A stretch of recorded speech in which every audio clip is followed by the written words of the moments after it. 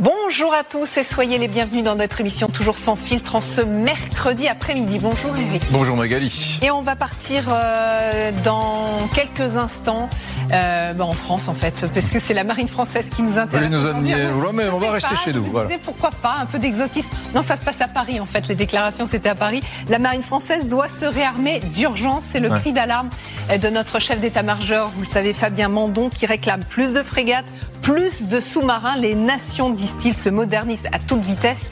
Il faut que l'on soit à la hauteur.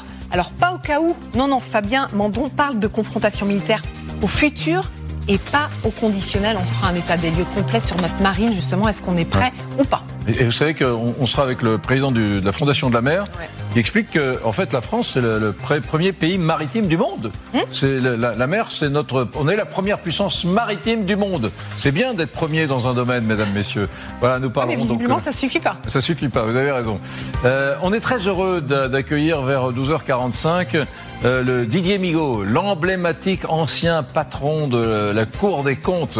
C'est un peu Monsieur rigueur budgétaire en France. Il n'est pas le seul, mais il est un de ceux qui défend l'idée de la rigueur budgétaire. Et on ne va pas se priver de lui poser la question, pourquoi ?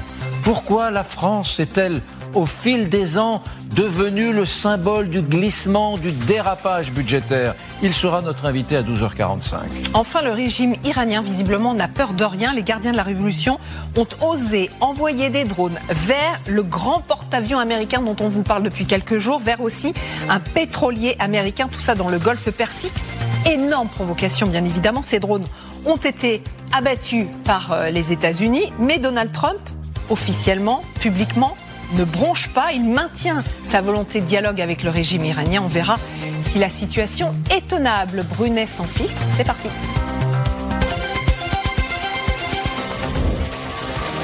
Et tout de suite, c'est le journal, mesdames, messieurs. Et si vous êtes d'accord, nous partons à Sanary-sur-Mer, dans le département du Var. C'est à Sanary, justement, vous le savez, qu'une professeure de collège a été poignardée hier par l'un de ses élèves. Son état de santé reste très préoccupant et l'élève de 14 ans, lui, est toujours en garde à vue. Et vous le voyez sur ces images, le ministre de l'Éducation nationale, Édouard Geoffrey, s'est rendu dans l'établissement, tout comme nos journalistes qui sont sur place. Suzy Bernard Ménégus, bonjour. Bonjour à vous. On imagine aisément le traumatisme ici pour les élèves ou pour la communauté enseignante. Tout à fait, on l'imagine assez facilement. Nous, en ce qui nous concerne, nous nous trouvons devant l'hôtel de police de Toulon, puisque c'est là, vous l'avez dit, que le suspect âgé de 14 ans est en garde à vue. Pour l'instant, il y a encore des zones d'ombre à éclaircir. Ce qu'on sait, c'est qu'il y avait des tensions entre cet élève et sa professeure d'art plastique. Il aurait déclaré ne pas avoir supporté certaines remarques de son enseignante. Ce que l'on sait aussi, c'est ce qu'il a déclaré aux enquêteurs, c'est qu'il avait des problèmes dans sa famille. Il était suivi par l'ASE, l'aide sociale à l'enfance, avant un placement en foyer. Ce que l'on peut également dire, c'est que pour l'instant, aucun élément ne s'oriente vers un motif religieux ou bien politique. C'est quelque chose qui a été écarté assez rapidement par le procureur et confirmé par Gérald Darmanin ce matin. Ce que l'on peut également dire, c'est que les investigations vont se poursuivre et que pour l'instant, le suspect reste placé en garde à vue. Merci beaucoup depuis le Var d'ailleurs, où il pleut, je le note, mesdames, messieurs, alors qu'il fait plutôt beau en région parisienne. Pardon pour ces considérations météorologiques un tantinet décalées. Le procès en appel de Marine Le Pen, parole à la défense aujourd'hui. Le parquet général, on le rappelle, a réclamé hier 1 an de prison ferme et 5 ans d'inéligibilité sans exécution provisoire pour la députée du Rassemblement national. Et que vont dire aujourd'hui, que vont dire les avocats de Marine Le Pen ? Alison Tassin est sur place au palais de justice, elle est accompagnée d'Alexis Tessier. Alison, vous êtes sur place, donc disais-je, et les avocats de la défense ont d'ores et déjà commencé, là, à 7 minutes, les plaidoiries. Oui, alors ce sont les avocats de Bruno Gollnisch qui sont en train de s'exprimer actuellement ce matin. Il faudra attendre la semaine prochaine pour entendre les avocats de Marine Le Pen. Mais tout de même, la présidente du groupe RN à l'Assemblée nationale est bel et bien présente et assidue ce matin au tribunal, au lendemain donc des réquisitions que vous évoquiez. Elle évoque ce matin un sentiment d'injustice face à ces 5 ans d'inéligibilité réclamés hier par le parquet général. On sent un nouveau laissant poindre ce sentiment de résignation de sa part, mais si elle avoue ne pas encore avoir pensé à la suite, si jamais elle ne pouvait pas être candidate à la présidentielle. Elle écarte tout de même une éventuelle candidature en 2032. En tout cas, une chose est claire encore ce matin, si un prononcé de la décision au mois de juin, eh bien, lui incombait plus de 2 ans d'inéligibilité, Marine Le Pen ne serait pas candidate et elle céderait la place à Jordan Bardella. Merci beaucoup Alice Saint-Tassin depuis le Palais de Justice de Paris. Jack Lang ne veut pas démissionner de la présidence de l'Institut du monde arabe. Le nom de l'ancien ministre de la Culture apparaît dans les dossiers Epstein. Vous le savez, c'est ce scandale mondial de trafic de prostitution de mineurs organisé donc par le milliardaire américain dont on voit la photo là, Jeffrey Epstein. Jack Lang assure ne pas avoir eu connaissance de la nature criminelle des activités du milliardaire et regrette, dit-il, d'avoir été trop naïf. Écoutez. Je ne crains rien. Totalement. Je ne crains rien. Détendu. Je me sens blanc comme neige. Quand on parle argent, écoutez, excusez-moi, il faut parler français. C'est ce que vous faites. Moi, je n'ai jamais reçu le moindre centime de M. Epstein et Caroline, pas davantage. Caroline, du nom de la fille de Jack Lang, qui a démissionné de son poste de productrice de cinéma. À quoi jouent, mesdames, messieurs, les Iraniens ? Le régime des Mollahs est allé provoquer les États-Unis en mer, ça vous le savez.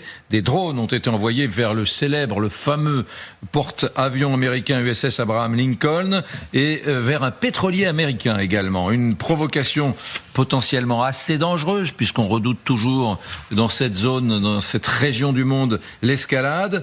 Xavier de Giacomoni est avec nous, il est en compagnie de Morgan Pope. Alors, quand je dis qu'il est avec nous par duplex, bien sûr. Xavier, vous êtes dans le golfe d'Oman, cette fois, vous vous déplacez.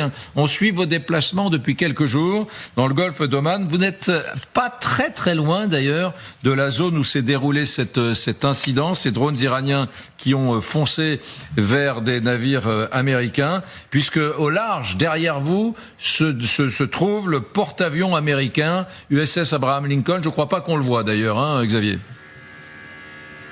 Non, Morgan va vous montrer la haute mer qu'on peut voir d'ici depuis la frontière entre les Émirats Arabes Unis et l'exclave d'Oman qui est légèrement au nord. Voilà, tout au fond, là, vous imaginez, à 300, 400 000 nautiques, donc 700, 800 kilomètres, il y a le porte-avions Abraham Lincoln. Et vous vous souvenez, Eric, ça fait plusieurs jours que je vous parle de ces drones iraniens qui cherchent le porte-avions, qui cherchent à trouver sa position pour pouvoir éventuellement s'en prendre à lui. Eh bien, visiblement, l'un d'eux a fini par trouver le porte-avions, mais mal lui en a pris puisque un F-35 qui était en l'air au moment de l'incident l'a pris en chasse et l'a abattu. Le drone iranien n'avait strictement aucune chance. On a un appareil d'un côté à 50 000 $ à peine, le drone iranien, de l'autre côté un appareil qui vaut plus de 100 millions de $ avec les missiles les plus perfectionnés au monde. Mais ça montre bien que les escarmouches ont démarré dans le golfe d'Oman, dans le détroit d'Ormuz aussi légèrement plus au nord, puisque vous l'avez dit, un pétrolier qui en temps normal ravitaille les bâtiments de l'US Navy a été pris en chasse par des vedettes rapides des gardiens de la Révolution.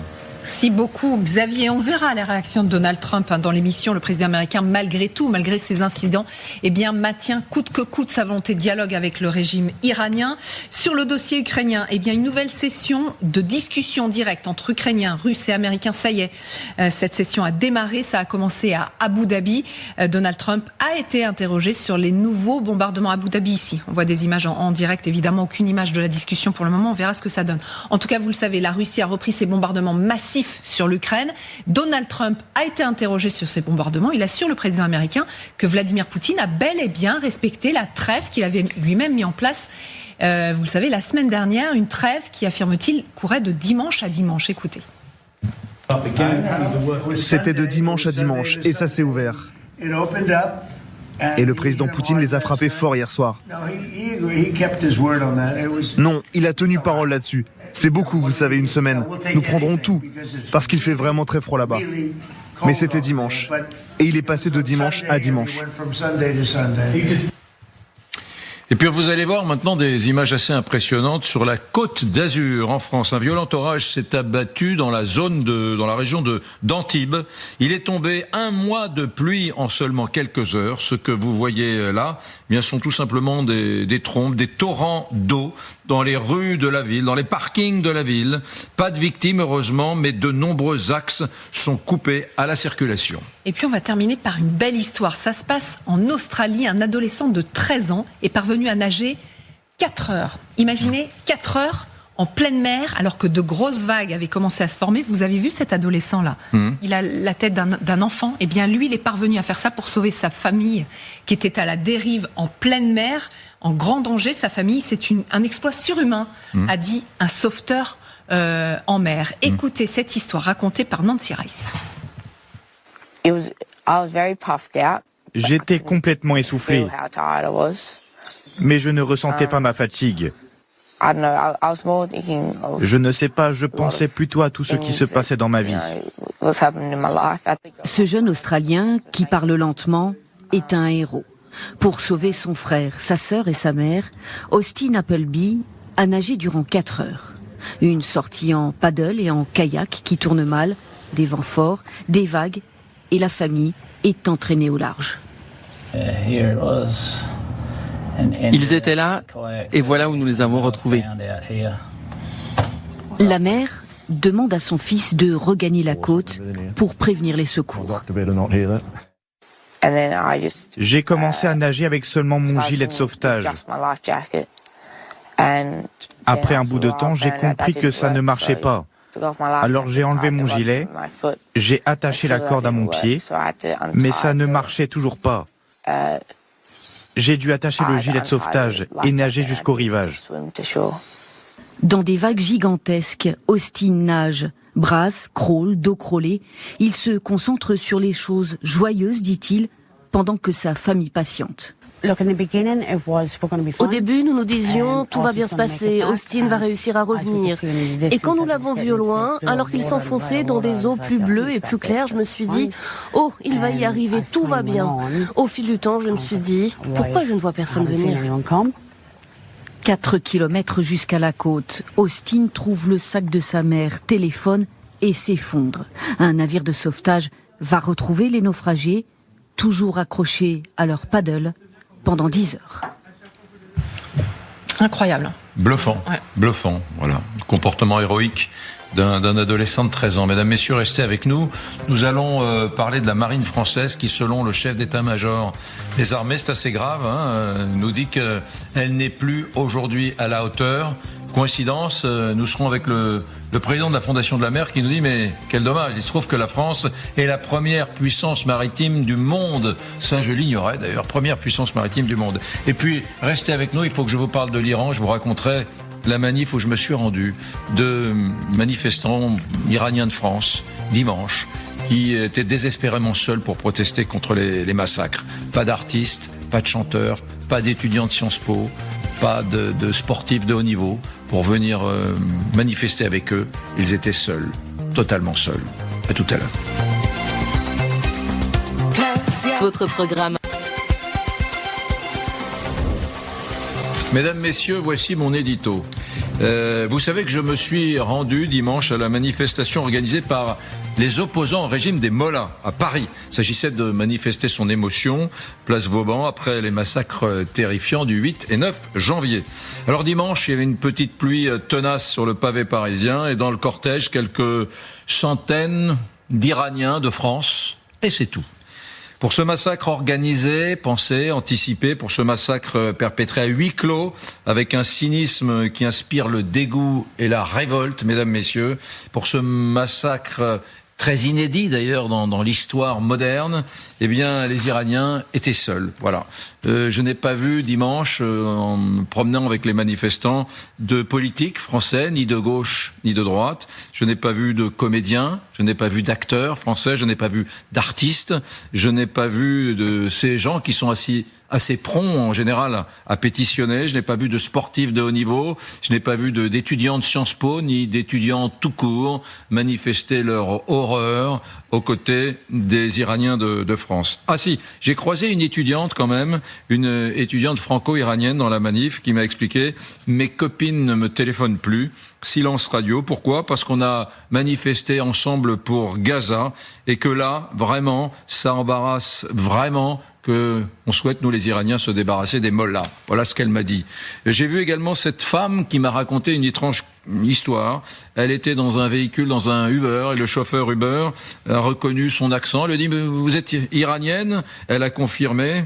Et elle m'explique que le chauffeur lui a répondu « Je prie tous les jours pour que l'ayatollah Khamenei continue à rester au pouvoir et continue de vous protéger contre les désordres en Iran. » En ce mois de février 2026, comment ne pas être révolté par ces étudiants pendus à des grues, par ces pasdaran qui ont attaqué les hôpitaux iraniens pour aller achever les jeunes manifestants blessés? Comment ne pas être ému par cette image aussi qui nous vient de Londres avec une femme qui manifeste pour Gaza, un manifestant qui lui parle des 40 000 morts à Téhéran et cette femme interrogative qui lui dit ce sont des mensonges, voilà, des mensonges. On sait aujourd'hui d'une façon à peu près certaine qu'il y aurait eu entre le 8 et le 9 janvier à Téhéran et en Iran plus de victimes civiles que dans tous les bombardements à Gaza pendant des mois. Alors oui, on a un peu le sentiment que la communauté européenne, occidentale, que les réseaux sociaux ont tranché. Voilà, en gros, refuser le voile à Téhéran, c'est d'une certaine façon accepter d'être pro-occidental. Pour les jeunes, sur TikTok, sur Instagram, sur X, la révolte iranienne, c'est un peu comme soutenir Donald Trump, je sais pas, ou Israël, ou bien l'Europe colonialiste. C'est nul, c'est réac, c'est facho. Alors voilà, en Occident comme à Téhéran, les Iraniens anti-régime islamique ont vraiment le sentiment aujourd'hui, en ce début de mois de février, d'être désespérément seuls. En quittant la manif dimanche, je me suis promis une chose, je reviendrai, place Vauban ou bien place du Trocadéro, ou ailleurs d'ailleurs. À chaque fois que les Iraniens de France manifesteront pour dénoncer ces massacres, je serai là, histoire de leur apporter un peu de chaleur humaine sous le ciel gris et hivernal de la capitale du pays des droits de l'homme. Voilà, Eric, évidemment, on y reviendra au cours de l'émission. Nos invités parleront de ce silence dont vous parlez. Et c'est un sujet qui vous tient à cœur et vous en parlez régulièrement au cours de l'émission depuis une dizaine de jours maintenant. On aborde un autre thème en attendant. C'est le nouveau cri d'alerte de notre chef d'état-major des armées, Fabien Mandon, que vous connaissez bien. Eh bien, il estime que notre marine n'a pas assez de bateaux. En cas de conflit, dit-il, nous serions sérieusement dépassés. Il a dit hier soir lors d'une conférence navale, ça s'appelle la conférence navale de Paris, organisée par l'IFRI. Et écoutez bien, surtout lisez les sous-titres parce que le son malheureusement est très mauvais. C'est une capture d'une chaîne YouTube. Donc le son est pas bon, mais regardez les sous-titres et vous allez tout comprendre. On a aujourd'hui des niveaux de nombre de bâtiments qui sont insuffisants. Et des quantités de missiles embarqués également insuffisants. Ça fera partie des axes d'effort à l'avenir parce que il y aura un combat difficile en mer et donc il faut des armes. Il faut des armes et il faut avoir de la quantité. Et ça aussi, dans le combat, ça compte. S'adapter à l'environnement dans lequel on opère. Et donc, j'aurais besoin de nombre de frégates, nombre de sous-marins et nombre d'autres bâtiments qu'il faut concevoir. Voilà, donc nous n'avons pas assez de bâtiments, nous n'avons pas assez d'armes, de missiles à bord de nos bâtiments. Et c'est le cri d'alerte assez sérieux qu'a poussé le chef d'état-major des armées. Nous sommes avec Roland Coutas qui est avec nous, président de la Fondation de la mer. Bonjour. Bonjour, merci d'être avec nous. On vous a demandé d'être là, pas un spécialiste des questions militaires, mais en revanche, vous êtes un spécialiste du domaine maritime français. Et il y a beaucoup de surprises que vous allez peut-être découvrir. Nous sommes avec Grégory Phillips, chef patron du service international d'LCI, avec Nivin Potros. On va faire un petit point avec vous, Nivin, dans un instant. Mais tout de suite, Roland Coutas, juste un mot. La mer et la France, c'est une sacrée histoire, hein. C'est une sacrée histoire et c'est que le début de l'histoire. La Fondation de la mer a été précisément créée pour maritimiser les Français, pour expliquer aux Français que la France est le seul pays au monde sur lequel le soleil ne se couche jamais. La France, c'est 13 fuseaux horaires. Les États-Unis, dont vous parlez souvent, c'est 9 fuseaux horaires. On est partout présent. Le plus grand voisin de Madagascar, c'est la France. Et cet immense domaine maritime nous honore, mais nous oblige à être exemplaires et à le protéger. C'est pour ça aussi que la Fondation de la mer a ce rôle de protection des écosystèmes, de la biodiversité, lutte contre les pollutions et avoir une vision sur une gestion durable et intelligente de ces ressources. Alors là, vous êtes sur une problématique environnementale qui n'est pas trop la nôtre aujourd'hui. Les ressources, il en parle, Fabien Mandon. Justement, dans les conflits à venir, il y aura cette prédation sur les ressources naturelles. Donc il faut qu'on soit prêt, dit-il. Ça en fait partie. Tous les enjeux... Non mais c'est fou ce que vous nous dites. Vous nous dites que le domaine maritime de la France, petit pays de 500 000 km², 550 000, notre domaine maritime est le plus important du monde. Pardonnez-moi, la France n'est pas un hexagone. La carte de France n'est pas un hexagone avec quelques encarts ultramarins. La France est un archipel. La France est un archipel avec un ancrage en Europe. Et notre mission, et il faut que les gens ouvrent juste les yeux sur ce que l'on possède, c'est que les Français ne voient plus la mer comme un paysage, mais comme une destinée. Car tous les enjeux du XXIe siècle, en fait, sont maritimes. Les enjeux de communication, 99% des communications, Internet, passent par l'océan, par les câbles sous-marins. Des enjeux de nourriture. 3 milliards de personnes sur Terre vivent grâce aux protéines issues de la mer. Le transport, 90% des marchandises qu'on consomme en France, métropolitaine, sont passées par la mer. L'énergie, toutes les énergies de demain seront des énergies marines. Et les ressources de demain. Quand je dis demain, je ne pense pas aux prochaines élections, je pense aux prochaines générations.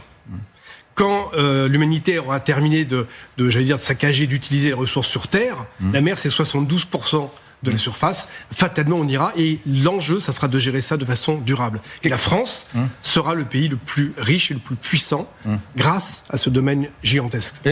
Un mot sur le volet militaire. Là. Le chef d'état-major qui dit on n'a plus de quoi protéger ce gigantesque patrimoine maritime français. Ce mot est clé. Aujourd'hui, donc cette gigantesque, on parle de 12 millions de kilomètres carrés. On parlait de la métropole, 600 000 kilomètres carrés. Là, on parle de 12 millions. C'est-à-dire, en gros, 20-25 fois la superficie de la métropole. Et on parle bien, c'est français. Le sol, le sous-sol, la colonne d'eau, les poissons, c'est français, c'est le territoire français. Donc c'est plus vaste que l'Europe. Il faut en avoir conscience. Et fatalement, pour connaître et pour protéger cet immense domaine, il faut des bateaux. Aujourd'hui, pour vous donner une idée, c'est comme si cet espace maritime, c'est comme si la France métropolitaine était protégée par 2 voitures de police. Vous voyez, pour aller d'un côté à l'autre, c'est un peu compliqué. Donc c'est vraiment un enjeu évidemment majeur et un enjeu de ressources. On pourra parler de la pêche illégale, si vous voulez, qui est un enjeu absolu pour l'humanité. Fatalement, il faut des bateaux. La marine française est assez exceptionnelle. Certes, il faut plus de bateaux et sans doute plus d'armement, c'est à eux de décider. C'est ce que réclame Fabien Mandon, effectivement. Mais nous, on avait envie de savoir, parce que il nous semblait quand même que la marine française était assez puissante. C'est quoi la marine française aujourd'hui, Nivine ? Alors, la marine nationale, c'est d'abord 42 000 marins, dont 3 000 civils. C'est une centaine de bâtiments, dont 69 de combat. C'est également 181 aéronefs, 10 sous-marins, dont certains capables évidemment de transporter des têtes nucléaires. C'est un porte-avions actif, un nouveau bientôt qui arrive. Mais malheureusement, ce n'est pas assez. La France, elle se classe entre la 7e et la 10e place des marines les plus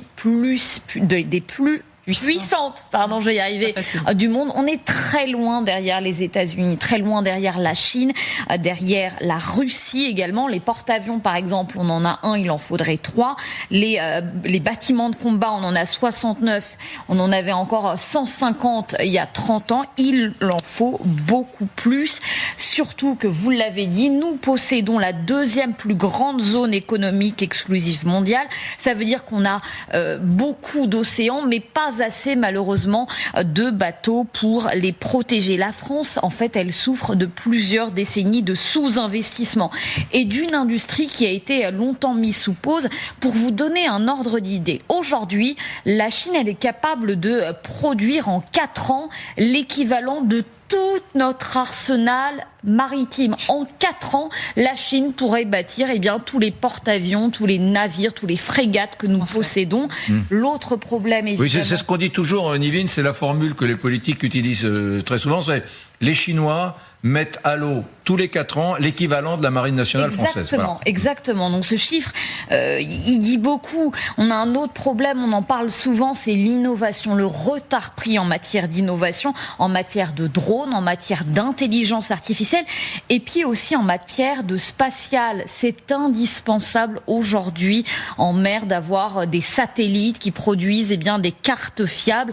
Nous possédons quand même plusieurs atouts, c'est important de le rappeler. En matière de sonar, par exemple, la France est à la pointe. Idem pour les armes hypersoniques, les lasers à haute énergie. Nous sommes évidemment un des 6 pays au monde à posséder des sous-marins nucléaires, mais pour le reste, effectivement, la France a beaucoup de retard. Il faudrait investir des centaines de millions, si ce n'est des milliards, pour rattraper notre retard. Malheureusement, cela prendra du temps. Plusieurs dizaines d'années certainement. Merci d'avoir planté le décor, Nivine Potros. Nous sommes avec le général Chovancy qui est avec nous. Bonjour mon général, vous nous recevez ? Oui, en principe je vous reçois. Ouais. Mon général, c'est quand même un sacré cri d'alerte que pousse le chef d'état-major, surtout qu'on s'y attendait pas tellement, nous, le grand public. On est très centré sur les canons César, en ce moment sur les Rafales, à cause des conflits qui sont autour de nous, mais le grand public, en tout cas nous avions oublié quelques instants la marine française, la flotte de la France. Bon, il nous rappelle cruellement à la réalité, ça va pas. Oui, ça ne va pas, mais nous le savons depuis bien longtemps. La marine a toujours été un problème en France quand on regarde bien. Il y a peu de périodes de notre histoire où la marine a été prioritaire dans les investissements militaires. C'est une réalité. C'est pour ça d'ailleurs qu'on a abandonné parfois certaines colonies bien lointaines au XVIIIe siècle et autres, parce qu'on n'avait pas forcément les moyens face aux Anglais notamment.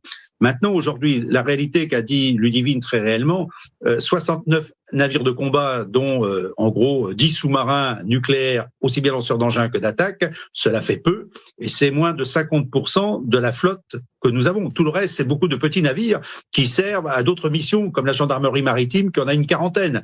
Voilà, donc nous avons des effectifs limités, avec des choix qui ont été faits dans le passé. Ensuite, il faut bien prendre en considération que nos chantiers navals ont beaucoup souffert, que fabriquer un navire de guerre, ça prend une dizaine d'années. Donc, il y a aussi une histoire de rentabilité. N'oublions pas les choix passés d'abandonner la construction d'un certain nombre de frégates alors qu'elles étaient prévues dans des lois de programmation militaire. Donc, aujourd'hui, on a 15 frégates, on a un porte-avions. Ça fait peu, et c'est vrai ce qui a été évoqué il y a quelques instants, nous avons quand même le 2e espace maritime mondial. Nous sommes partout dans le monde. Mais si c'est pour mettre qu'un seul navire au Kerguelen, par exemple, pour surveiller la pêche illégale au loin, on a quelques difficultés. Voilà, donc c'est un choix politique, un choix budgétaire. Et la question qu'il faut se poser, quel est l'investissement qu'on veut faire pour les générations futures pour assurer la défense de notre espace maritime, dont je rappellerai qu'en gros 92% se situe en Polynésie française et Indo-Pacifique. Donc on est bien aussi dans une situation lointaine. La France métropolitaine, oui, on peut sans doute protéger les côtes, mais aller aussi loin nécessite des moyens supplémentaires. Et je pense que le général Mandon a parfaitement eu raison de rappeler cela. Ça conforte d'ailleurs aussi ou renforce ce qu'a dit l'amiral Vaujour, chef d'état-major de la marine, sur cette marine insuffisante pour assurer toutes les missions qu'on nous donne. Et dernier point, c'est aussi pas uniquement le nombre de navires, c'est aussi les munitions qui vont avec, la capacité de frapper et donc d'assurer la sécurité par la force militaire de nos voies de communication maritime. 90% du commerce international passe par les voies maritimes, il faudra bien se protéger. Vous parliez de volonté politique, il y a un principe de réalité. Nivine parlait de la Chine qui produit à tour de bras. On ne peut pas rivaliser là. Regardez par exemple le projet de futur porte-avions qui remplacera à terme le Charles de Gaulle en 2038-2039. C'est 10 milliards d'euros. Alors c'est un choix stratégique qui a été fait. D'ailleurs, beaucoup d'experts le remettent un peu en cause en disant est-ce que finalement, en 2038, 2040, le monde dans lequel on vivra, est-ce que le porte-avions sera l'arme la plus utile? Je rappelle juste que le général Mandon qui lance ce cri d'alerte, c'est le même qui nous a dit il y a quelques mois, dans 3 ou 4 ans, il faudra faire face à un choc, notamment avec la Russie. Enfin, c'est pas pour rien qu'il dit il faut une marine plus puissante, c'est parce que il pronostique un choc important. Vous avez vu, il utilise pas le conditionnel, hein. D'ici 3 ou 4 ans. Il utilise le futur. Donc évidemment, il faut être puissant, y compris sur les mers. Nevin rappelait les chiffres, donc on a un porte-avions, les États-Unis en ont 11. Les Chinois, je crois qu'ils en ont 3 et 1 en préparation. Et puis, il suffit de regarder l'actualité de ces derniers jours. Regardez, la mer d'Arabie, avec la grande armada de Donald Trump, le Groenland, on en a quand même beaucoup parlé, et du fait qu'il y avait des bateaux là-bas et que ce serait évidemment un enjeu très important, notamment pour les Américains. La mer Noire dans le dossier ukrainien. Enfin, vous voyez qu'il y a beaucoup d'enjeux qui se jouent sur les mers, donc il faut qu'on soit équipé. C'est fou parce que, je reviens vers vous, Roland Coutas, finalement, vous, le président de la Fondation de la mer, on est un peuple maritime, mais contrairement aux Britanniques, on se vit pas comme tel. On se vit pas comme un peuple tourné vers la mer. Au fond, on est culturellement, nous les Français, davantage un peuple de paysans, d'agriculture, de terriens. Mais en fait, dans les faits, on est plus maritime que les Anglais eux-mêmes. Mais de très loin, 2 fois plus maritime que les Anglais. 2 fois plus maritime. Mais bien entendu, c'est juste une question, vous savez, de perception. Mais ce temps est révolu, quoi. Face aussi aux États-puissances, parce que les Chinois, les Américains ou les Russes, eux, utilisent ce domaine. Et quand ils l'ont pas, ils capturent des zones qui ne sont même pas au-delà de toutes les juridictions internationales. Les Chinois fabriquent des îles artificielles pour revendiquer l'espace autour de ces îles. Nous, Français... Ils fabriquent des îles artificielles. Oui, parce que quand vous avez un morceau de terre à vous pouvez revendiquer tout autour cette fameuse ZE. Les Chinois font ça. Les Chinois essaient de nous prendre à nous des petites îles, je pense à Matthew Hunter dans le Pacifique, qu'ils essaient de nous piquer nuitamment, vous voyez. Alors que nous, qui est un caillou français. C'est le caillou français, c'est français tout ça, bien sûr, et inhabité. Attention, hein. La plupart des zones dont on parle sont en fait des cailloux inhabités, des Chesterfield, les Crozet, Amsterdam, tous ces endroits ne sont pas habités. Ça, ce sont des noms poétiques qui sont des noms de petits cailloux. Ce sont des noms historiques. Ce sont des noms.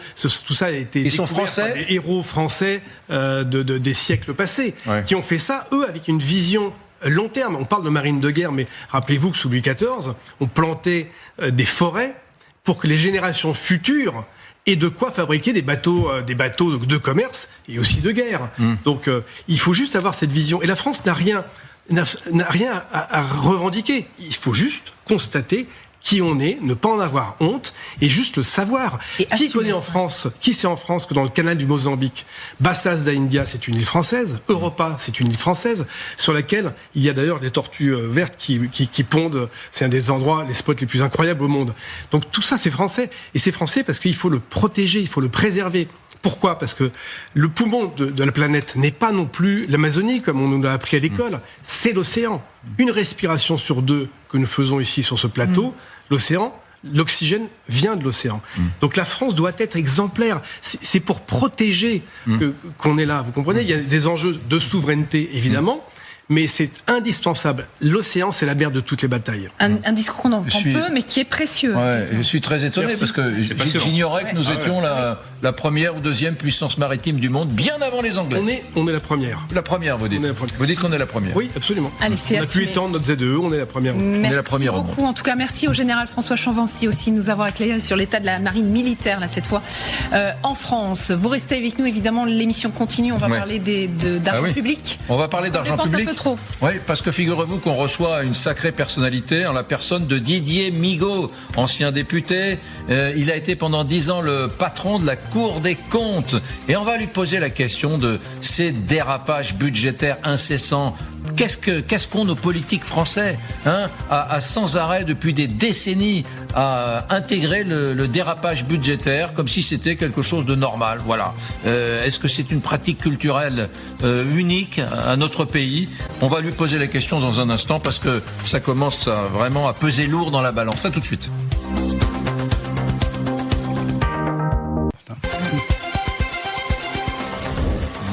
messieurs, nous sommes très émus d'accueillir sur ce plateau Didier Migaud. Mesdames, messieurs, sous vos applaudissements, Didier Migaud, bonjour. Merci, bonjour. J'ai toujours adoré Didier Migaud. Ouais. Didier Migaud, pour des gens comme Pascal Perry et moi, j'imagine, pas parler pour vous, c'est quelqu'un de très important, de très symbolique, parce qu'il a été le patron emblématique de la Cour des comptes dans les années 2010-2020, une dizaine d'années, à une époque où, d'ailleurs, certains politiques de gauche comme de droite disaient non, mais peut-être qu'il fait des rapports, mais le problème, c'est lui. C'est pas les chiffres, c'est pas le dérapage budgétaire, le problème, c'est lui, il est trop dur, etc. Bon, voilà. Et moi, j'ai toujours trouvé, parce que il n'est pas du genre à tourner les serviettes à la fin des repas, voilà. C'est quelqu'un de très sobre, Didier Migaud, mais il s'en est pris plein les mirettes pendant des années, et imperturbable. À la Cour des comptes, il continuait avec... voilà. C'était le maître horloger. Pardon de vous le dire comme ça. C'était un peu le maître étalon. C'est une époque où on écoutait avec beaucoup d'attention les rapports de la Cour des comptes, insuffisamment suivis, Monsieur Migaud, je l'admets. C'est d'ailleurs tout le problème de la Cour des comptes aujourd'hui. C'est que ses avis sont sérieux, rationnels, dans un monde qui ne l'est pas, et que les politiques, malheureusement, écoutent plus souvent l'opinion ou observent les sondages et lisent assez peu ou assez mal les rapports de la Cour des comptes. Mais bravo pour le boulot que vous avez fait. Didier On pourrait dire la même chose d'ailleurs du Haut Conseil des finances publiques. Ouais. Exactement. Didier Migaud, on va parler de plein de choses, et en particulier de cas caractéristiques de gaspillage d'argent public, de millions, de dizaines de millions qui ont été donnés parfois à des entreprises françaises, à perte semble-t-il, mais c'est un autre sujet. D'abord, après toutes ces années à la Cour des comptes, quel regard jetez-vous sur la France et ce rapport que nous avons à l'argent public, le pays du dérapage budgétaire, du manque de sérieux budgétaire? Pourquoi sommes-nous comme cela? Pourquoi nos politiques de gauche comme de droite sont comme ça? Pourquoi sommes-nous cette relative singularité, originalité en Europe? Alors c'est effectivement une singularité, et puis le problème est ancien.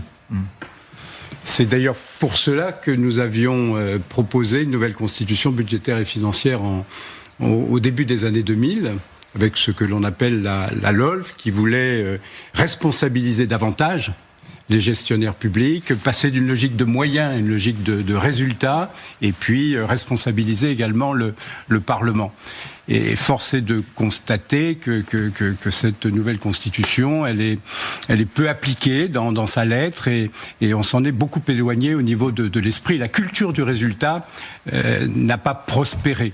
Les responsables politiques s'intéressent trop peu à l'exécution, à l'efficacité, à l'efficience de l'action publique. Contrairement d'ailleurs aux citoyens, c'est ce que je n'arrive pas à comprendre d'ailleurs. Le citoyen, il est très attentif, beaucoup plus attentif aux résultats, à l'efficacité, à l'efficience de l'action publique, plutôt qu'aux effets d'annonce.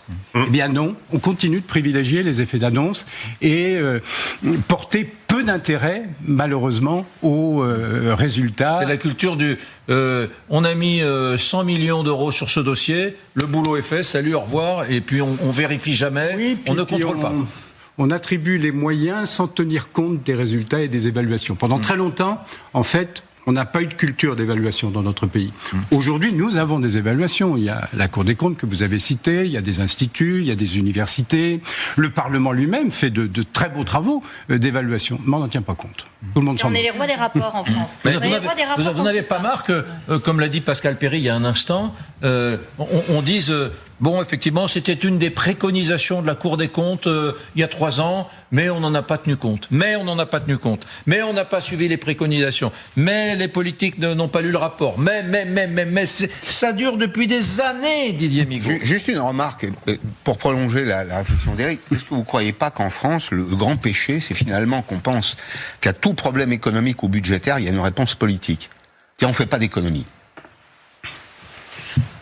Oui, c'est-à-dire les maîtres mots normalement d'une saine gestion publique, c'est la responsabilité, c'est la transparence, l'évaluation, le suivi, la volonté. Bon, et en fait le courage. Oui, volonté, courage, mais tous ces mots font défaut. Ouais, c'est ça. Alors tout ça est conforté, je trouve, par une procédure budgétaire qui est inadaptée, qui est chronophage et déresponsabilisante.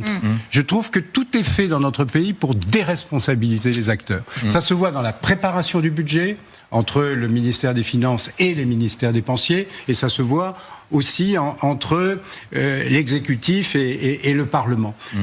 Personne ne se fait confiance. Bon. Et s'il n'y a pas un tout petit peu de confiance, ça ne peut pas marcher. Et vous parlez de démagogie et de court-termisme aussi de la part des politiques au fond. Vous dites qu'ils n'ont aucune vision à long terme. Oui, mais c'est un peu le dispositif qui veut ça. On sépare les discussions. Vous vous rendez compte qu'on discute sur le plan de... on discute séparément des recettes du budget de l'État et de la sécurité sociale. Alors qu'il y a des liens qui sont de plus en plus forts entre les deux. Il faudrait qu'il y ait un débat. Il faudrait qu'on ait une vision consolidée de nos finances publiques. Et malheureusement, ça n'est pas le cas. Donc il faut qu'on puisse y arriver. Oui, moi je veux mettre les pieds dans le plat parce que vous avez la parole libre désormais. Vous n'êtes plus en fonction. Pourquoi ? Moi j'ai écouté des interviews de vous il y a 7 ans, il y a 8 ans, il y a 10 ans. Vous disiez exactement la même chose. Vous avez été ministre de la Justice, vous avez été président de la Cour des comptes pendant 10 ans. Qu'est-ce qui fait concrètement que les ministres, les députés, notamment les ministres, on a l'impression qu'ils ont du pouvoir, en fait ils n'ont aucun pouvoir. Pourquoi les premiers ministres n'arrivent pas à réduire la dépense publique ? Encore au Sénat, on m'a raconté pendant le budget que sur le budget des collectivités locales, ils mentent, les sénateurs, même de droite. Ils mentent, ils disent il faut supprimer les agences d'État, ils le disent à la télé, et dans les débats, ils disent à le corps nu, oh non, pas celle-là, oh non, pas celle-là. Pourquoi ? Dites-nous les coulisses, pourquoi ils veulent pas ? Ça commence à se voir, il a raison Renaud, et ça commence à être visible. Mais vous savez, il y a des travaux parlementaires intéressants, vous avez des travaux d'évaluation, vous avez parfois des constats partagés entre des parlementaires de la majorité et de l'opposition. Pas seulement d'ailleurs des constats partagés, parfois des propositions consensuelles. Et pourquoi ça n'aboutit pas ? Mais c'est toute l'organisation du travail, je trouve, qui est à revoir. Il faudrait que Bercy change de logiciel. Il faut responsabiliser. Moi, je crois beaucoup à la responsabilité. Mais responsabiliser les acteurs publics, intéresser les gestionnaires publics aux résultats. Comme dit Magali, comment comment vous leur donner une certaine plutôt que Jean-François Copé, monsieur le président, en décentralisant. Mais il l'avait trouvé la solution. Vous faites 100 d'économies aux administrations, je vous en rends 50. C'était la période Copé-Breton. Intéresser aux résultats. Et ça a marché, intéressement aux résultats. On part d'une comptabilité analytique et une comptabilité des coûts. On dit, vous faites des économies dans tel secteur, je vous en rends la moitié. C'est pas de l'intéressement, ça ? Dans tel secteur, mais ça concerne les parce que franchement, il y a un scénario, Didier Migaud, que vous n'avez pas exploré. C'est le scénario des sales mauvaises habitudes, de la façon dont nous sommes culturellement branchés, connectés. Ici, nous avons une ministre de la Macronie qui est venue il y a quelques semaines, une ancienne ministre, qui nous a dit, pendant toutes les années où j'ai accompagné Emmanuel Macron, en tant que parlementaire, en tant que ministre, j'ai croisé des dizaines et des dizaines de ministres, des dizaines et des dizaines de députés, bien évidemment. Pas une seule fois n'a proposé de réaliser une économie dans son ministère. Si on est un bon ministre, on dépense plus parce qu'on a un budget plus grand. Et si on a un plus petit budget, si on demande à faire des économies sur l'exercice de l'année prochaine, on passe pour un nul. Ça rejoint le sujet de l'efficacité, de l'efficience et d'évaluation. Je suis partisan de revue systématique des programmes et des dépenses. Bon, on empile souvent des dispositifs, sans s'interroger justement sur leur efficacité. Bon, et parfois, quand on propose un nouveau dispositif, c'est justement parce qu'on a conscience que les dispositifs anciens ne sont pas très opérationnels. Donc voilà, il faut des revues de programme, il faut des revues de dépenses, il faut contractualiser. Et ça contribue à la responsabilisation, plutôt que de faire des rabots généraux en permanence. Vous donnez une enveloppe à un responsable et ensuite il rend des comptes. Mais au moins vous lui donnez une certaine souplesse dans la gestion. C'est fou parce que c'est la base. Ce qu'il dit, c'est quand même la base. Ils rendent des comptes. Ils disent ça s'est passé comme ça. Finalement on a économisé ou finalement on n'a pas économisé au bout d'un an. Mais ils sont jamais c'est la base, mais on le fait jamais. Ils sont jamais punis. Normalement il y a les élections quand même pour ça. Mais moi je voudrais juste vous faire sortir un peu de votre rôle d'ancien patron de la Cour des comptes. Parce qu'il y a un dada qu'on partage avec Monsieur Péry ici présent. On a un double dada, une double obsession qu'on partage. Et je pense qu'on la partagera jusqu'en 2027. C'est comment on réindustrialise la France et comment on forme convenablement les jeunes. Quand on vous parlait à longueur d'interview, effectivement, au fond de l'endettement pour quasiment les frais de fonctionnement. C'est comme un crédit conso en permanence qui surendette la France. Comment on sort de là pour avoir vraiment des lignes de budget fortes et très fortes, pour avoir une vision à long terme sur ce qui devrait nous habiter du soir au matin, la réindustrialisation de la France et la formation. Comment on se sort de là? L'Allemagne y arrive. Comment on pense aux jeunes? Comment on pense à l'avenir? Voilà. Les jeunes. C'est tout bête, monsieur Parce Migaud. qu'on manque, je pense, de réflexion à moyen terme. On est trop dans le court-termisme. Et le problème, c'est qu'on est plombé par notre situation budgétaire. Quand je cite 2 chiffres. Vous aviez une charge de la dette qui était, en 2020, de 25 milliards d'euros. Aujourd'hui, elle tangente les 70 milliards. Vous vous rendez compte? En 5 ans. Ouais. Bon. Et on augmente. Et maintenant, on nous prête. Il y a des taux d'intérêt qui sont élevés. Vous aviez un niveau d'endettement entre la France et l'Allemagne qui était relativement proche dans les années 2000. Aujourd'hui, l'Allemagne est toujours autour de 62%. Nous sommes à 115%. Et ça veut dire qu'on pourra jamais prévenir la vie, mais il faut agir. Nous sommes limités dans notre capacité à investissement et très souvent, d'ailleurs, on entend des responsables publics dire oui, j'ai fait ce choix parce que l'État n'a plus les moyens. Et il faut que l'État se redonne les moyens parce qu'effectivement, vous vous rendez compte de tous les défis. C'est pour ça qu'il faut régler le problème du financement de nos retraites. Il faut régler un certain nombre de sujets. Mais ils le font pas. Face aux Ils ne le font pas parce que c'est les retraités qui votent. Pendant très longtemps. Ce sont les retraités qui votent. Vous le savez très bien. Vous êtes un homme politique depuis des années. Ils votent. Les jeunes ne votent pas. Non, mais ça, je pense que c'est un mauvais raisonnement.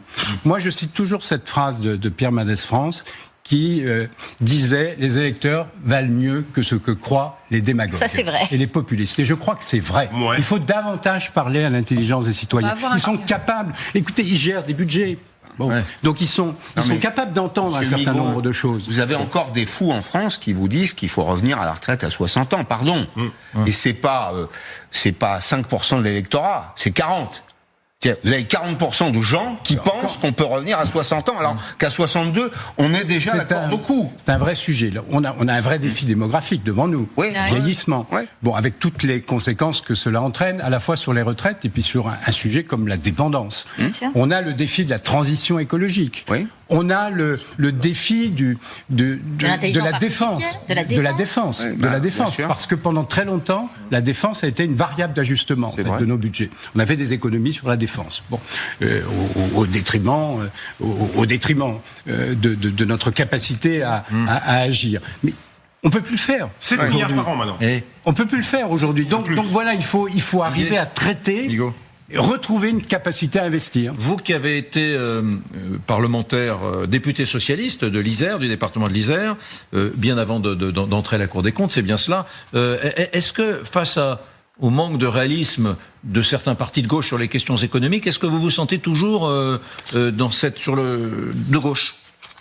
Alors, j'ai une sensibilité, oui, de gauche, et je prône la justice fiscale. On peut agir avec efficacité tout en étant juste. De ces gauches-là, c'est-à-dire de la gauche socialiste actuelle ? Je peux avoir des désaccords sur un certain nombre de sujets, mais son manque de réalisme budgétaire. Sur le manque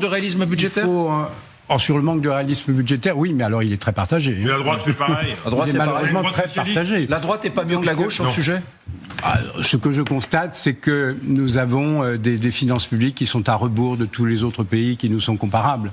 Et que nous sommes le mauvais élève de l'Europe. Alors, comment conserver du crédit et de la crédibilité quand vous êtes le mauvais élève de l'Europe ?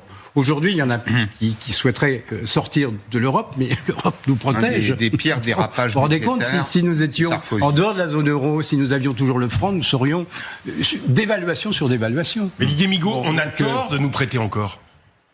On a tort. Parce on n'agira que quand on aura le FMI à Paris, vous le savez très bien. On a tort.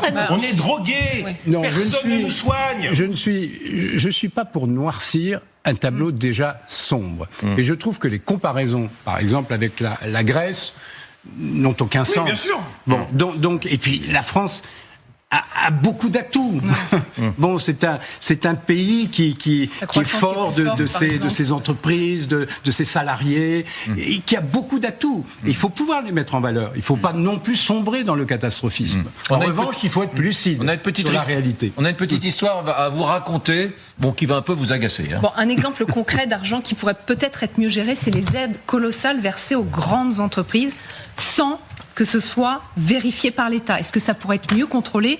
Exemple de cette entreprise, donc ça s'appelle Insect, spécialisée dans l'élevage et la transformation d'insectes pour l'alimentation animale, humaine ou pour faire des engrais. Elle a été créée en 2011. Elle a reçu 150 millions d'aides publiques. Est-ce que ça a été jeté par les fenêtres ? Parce qu'aujourd'hui, elle ferme. L'histoire nous est racontée par Tiffaine Leproux.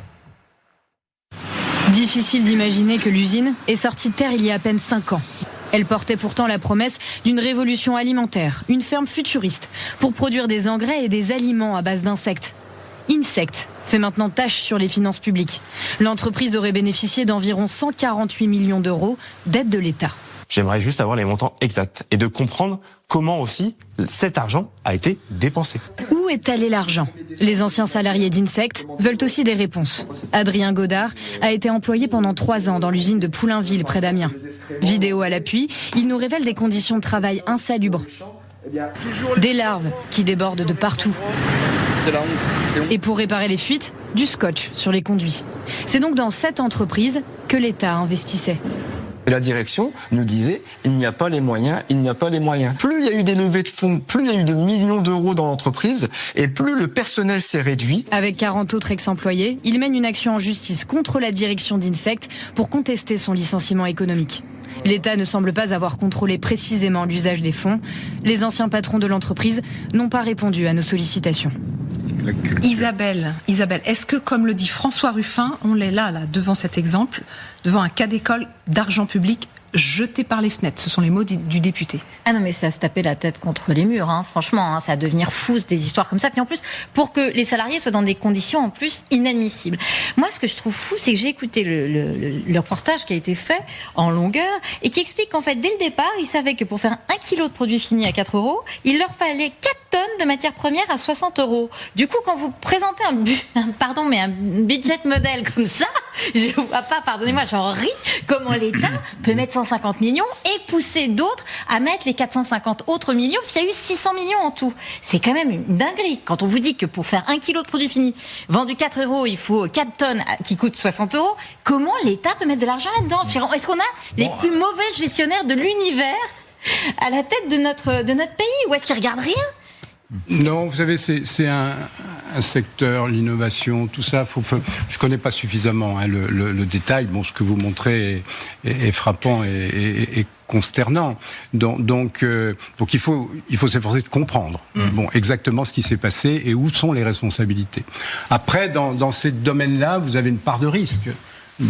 Est-ce qu'on est bon en risque ? Est-ce que l'État est capable ? Non, mais peut-être que ça a été sous-estimé, que les risques ont été sous-estimés, que le marché a été surestimé. Je n'en sais rien. Moi, je n'ai pas les éléments pour mal comprendre. Documenté. Ce que je sais, c'est que le soutien des pouvoirs publics à l'économie, aux entreprises est utile. Tous les pays le font. Alors, il faut que ce soit pertinent. France, ouais. Il faut sûrement des mesures plus ciblées, davantage contrôlées, prendre des garanties, et être plus transparent. Donc, il y a des améliorations. Est-ce qu'il ne faut pas limiter à certains secteurs, genre la pharmacie, la défense ? Je veux dire, pourquoi les insectes ? Pardon, je les brame en ton, quoi. Pour saupoudrer en fait de quelques millions en fait, parce que 150 millions. Il s'agissait de souveraineté alimentaire, d'innovation industrielle et de transition écologique. Et la BPI a prêté à cette entreprise. Mais à côté de ça, en matière de souveraineté alimentaire, on interdit aux paysans français d'utiliser les moyens de production. Et on va mettre 150 millions d'euros sur un truc qui est un truc de niche, fortement risqué, et qui, surtout, Monsieur Migaud, n'a pas été évalué. La culture de l'évaluation. C'est le sujet. Et puis plus de transparence, plus de responsabilité, plus de contrôle. On vous réinvitera sur ça. Mais d'accord, parce qu'il y a des choses à dire peut-être. Avec plaisir, oui, avec plaisir. Alors vous serez le bienvenu. Merci beaucoup. Ici, vous êtes notre idole, Thierry à moi en tout cas. Didier Migaud, merci d'être venu en tout cas. Vous restez avec nous, l'émission continue. On va s'intéresser au cas Marine Le Pen. Est-ce qu'elle est empêchée pour 2027 ? Ce sont les mots qu'elle a elle-même utilisés. À tout de suite.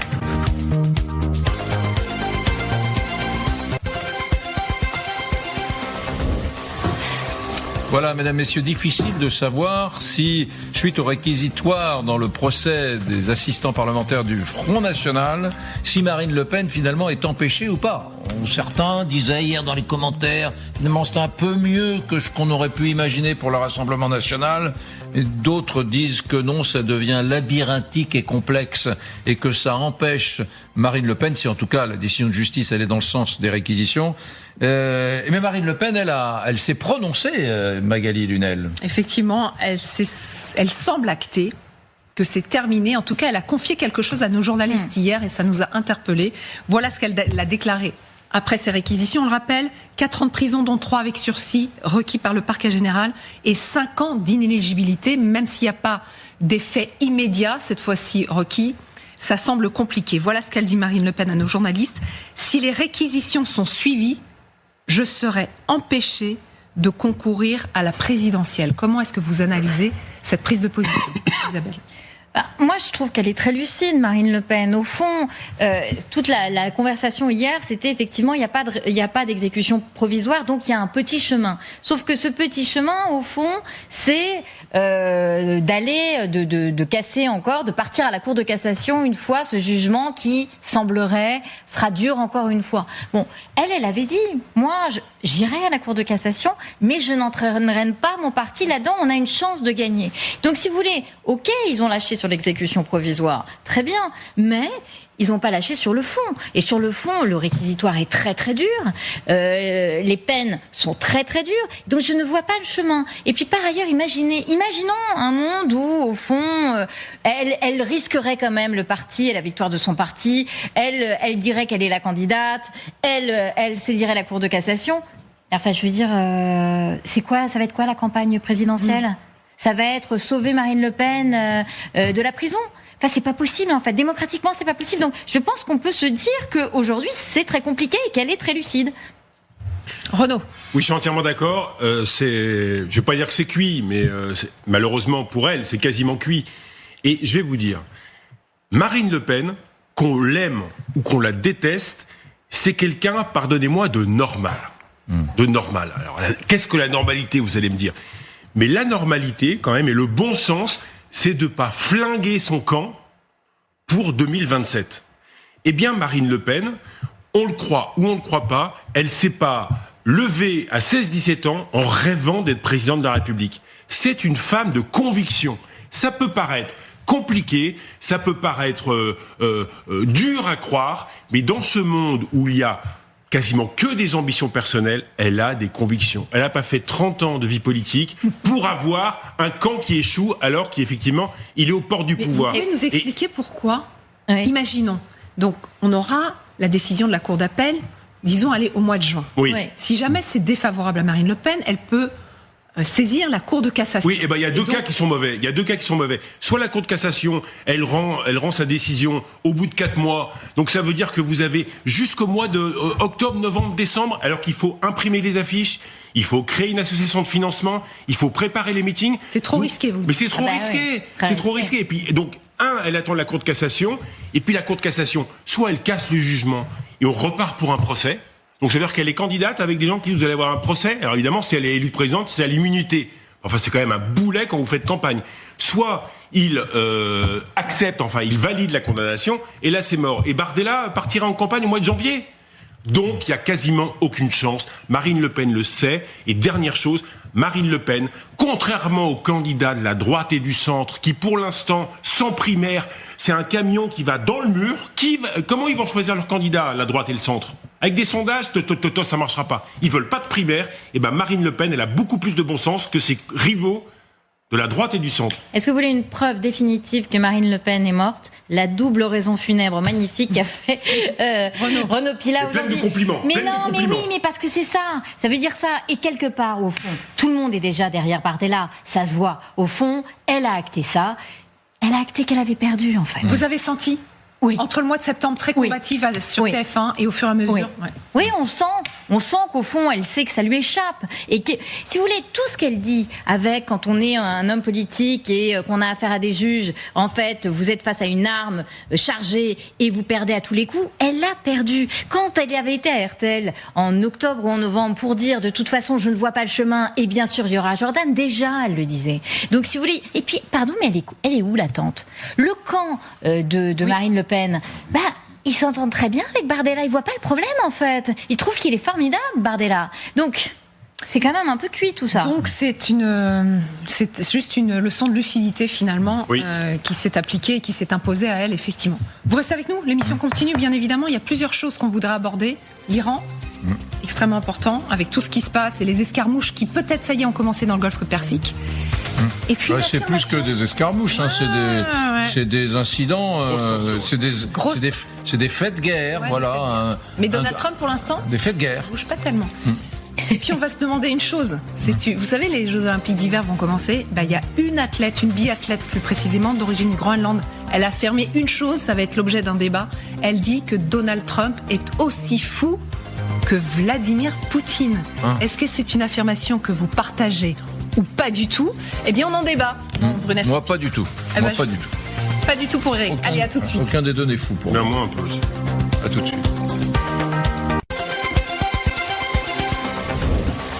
Alors que Renaud Pila, mesdames, messieurs, qui décidément s'alimente bien mal, vient de pénétrer dans le studio d'LCI avec des paquets de chips qu'il est allé acheter à bas prix au distributeur tout proche dans les bureaux d'LCI. Encore une fake news. Encore une fake news. Heureusement, vous avez de la chance qu'il n'y ait pas une caméra cachée sous la petite table à côté de votre bureau. Mesdames, messieurs, puisqu'on est au Café du Commerce, on ne va pas se priver. Parce qu'il y a une chose que nous entendons très souvent avec Magali, c'est « Oh, vous savez, Trump, Poutine, Trump, c'est la même chose. Ils sont aussi fous l'un que l'autre. » Je suis absolument certain que vous avez entendu cela. Eh bien, je vous propose une chose. C'est que nous consacrions quelque temps de tous ces cerveaux qui sont autour de la table à répondre à cette question. D'ailleurs, question qui a été posée par une Danoise sportive d'origine groenlandaise, c'est bien ça ? Ça va être les Jeux Olympiques d'hiver. Vous le savez, à Milan Cortina, ça commence vendredi avec la cérémonie d'ouverture et ce sera peut-être l'une des stars de ces Jeux. Alors non pas pour ses performances sportives, parce qu'a priori il n'y aura aucun podium pour elle, mais par ses prises de position. Vu ses classements mondiaux, elle le sait elle-même, elle n'a pas vraiment d'ambition. Elle n'a pas vraiment d'ambition. C'est une biathlète danoise d'origine groenlandaise qui avait déjà largement critiqué Donald Trump au mois de janvier pour évidemment ses velléités sur le Groenland. Et voilà ce qu'elle vient de déclarer à un quotidien italien. Je skie et je tire à blanc, puisqu'on parle de biathlon, vous le savez, c'est le ski de fond et le tir à la carabine. Et je tire à blanc, mais comment puis-je ignorer ceux qui glissent sur des concepts aussi explosifs et se préparent à tirer avec de vraies balles? Trump est aussi fou que Poutine. On ne sait jamais si ces menaces sont des provocations ou s'il est sérieux. Cette biathlète s'appelle Ukalk Sletekmark. Voilà, elle est donc le débat. Groenlandaise d'origine... Danoise d'origine groenlandaise. Voilà, tout à fait. Le général Vincent Desportes est avec nous. Mon général, bonjour. Isabelle Saporta, Renaud Pila, Thomas Misraki vient de nous rejoindre. Bon, mon général, assumons ce débat. Assumons ce débat. Après tout, c'est une chose qu'on entend souvent, et pas qu'au Café du Commerce. Est-ce que Trump est aussi fou que Poutine ? Est-ce que les deux hommes sont fous ? Alors, moi, je dirais qu'ils sont aussi fous l'un que l'autre, parce que ni l'un ni l'autre ne sont fous. Qu'est-ce que c'est si tous ceux qui ne pensent pas comme nous et ne se comportent pas comme nous sont des fous, alors tout le monde est fou. Et fou, celui qui agit sans avoir une bonne raison de le faire. C'est même la définition de l'humain. L'humain agit parce qu'il a une bonne raison de le faire. Et tant Poutine que Trump agissent parce qu'ils ont de bonnes raisons de le faire. Donc, ils ne sont pas fous. Mais ils ont deux choses qui sont très différentes de nous tous. Ils n'ont pas notre rationalité, ni la même d'ailleurs l'un et l'autre, ni la même morale. Mais c'est pas parce que vous n'avez pas la même rationalité, pas le même objectif, et pas la même morale, que vous êtes fou. Donc, au contraire, dire qu'ils sont fous, c'est se condamner à ne jamais les comprendre et à ne jamais pouvoir s'opposer intelligemment à eux. Et dans le cas de Trump, c'est tout à fait important de comprendre qu'il n'est pas fou, mais qu'il a des rationalités qui dirigent ses raisonnements et ses actions. Maintenant, on les les a à peu près compris. Parce que autant en tactique, je crois qu'il n'est pas bon, autant en stratégie, finalement, il a une rationalité qui est assez affirmée et qu'on a fini par comprendre. Le prendre pour un fou, c'est se condamner à ne pas comprendre le monde. Pardonnez-moi, est-ce que pour rebondir sur ce que vous dites, après je vous rends le micro, il y a du rationnel sur ce qu'il a mis en œuvre au Canada, Donald Trump, ce qu'il a mis en œuvre au Groenland également, puisque c'est une sportive de haut niveau du Groenland qui le traite de fou. Est-ce que là, il y a du rationnel aussi? Mais bien sûr qu'il y a du rationnel. Sa rationalité, c'est la rationalité de la grande Amérique, celle de la destinée manifeste. L'Amérique doit s'agrandir en permanence parce que Dieu a dit à l'Amérique qu'elle devait grandir pour la plus grande gloire de Dieu. Donc il y a une rationalité qui n'est pas la nôtre, mais il y a cette rationalité. Je resterai le 47e, je crois, président, c'est lui qui aura encore agrandi les États-Unis. Donc il n'est pas fou, il a une rationalité, et c'est bien en comprenant cette rationalité qu'on peut arriver à comprendre comment on peut lutter contre elle. Pas fou, mais néanmoins peut-être inquiétant. Vous avez été au Groenland, Thomas. Elle dit qu'elle a peur. Elle a peur pour sa terre parce qu'elle dit on ne sait jamais si ces menaces sont des provocations ou s'il est sérieux.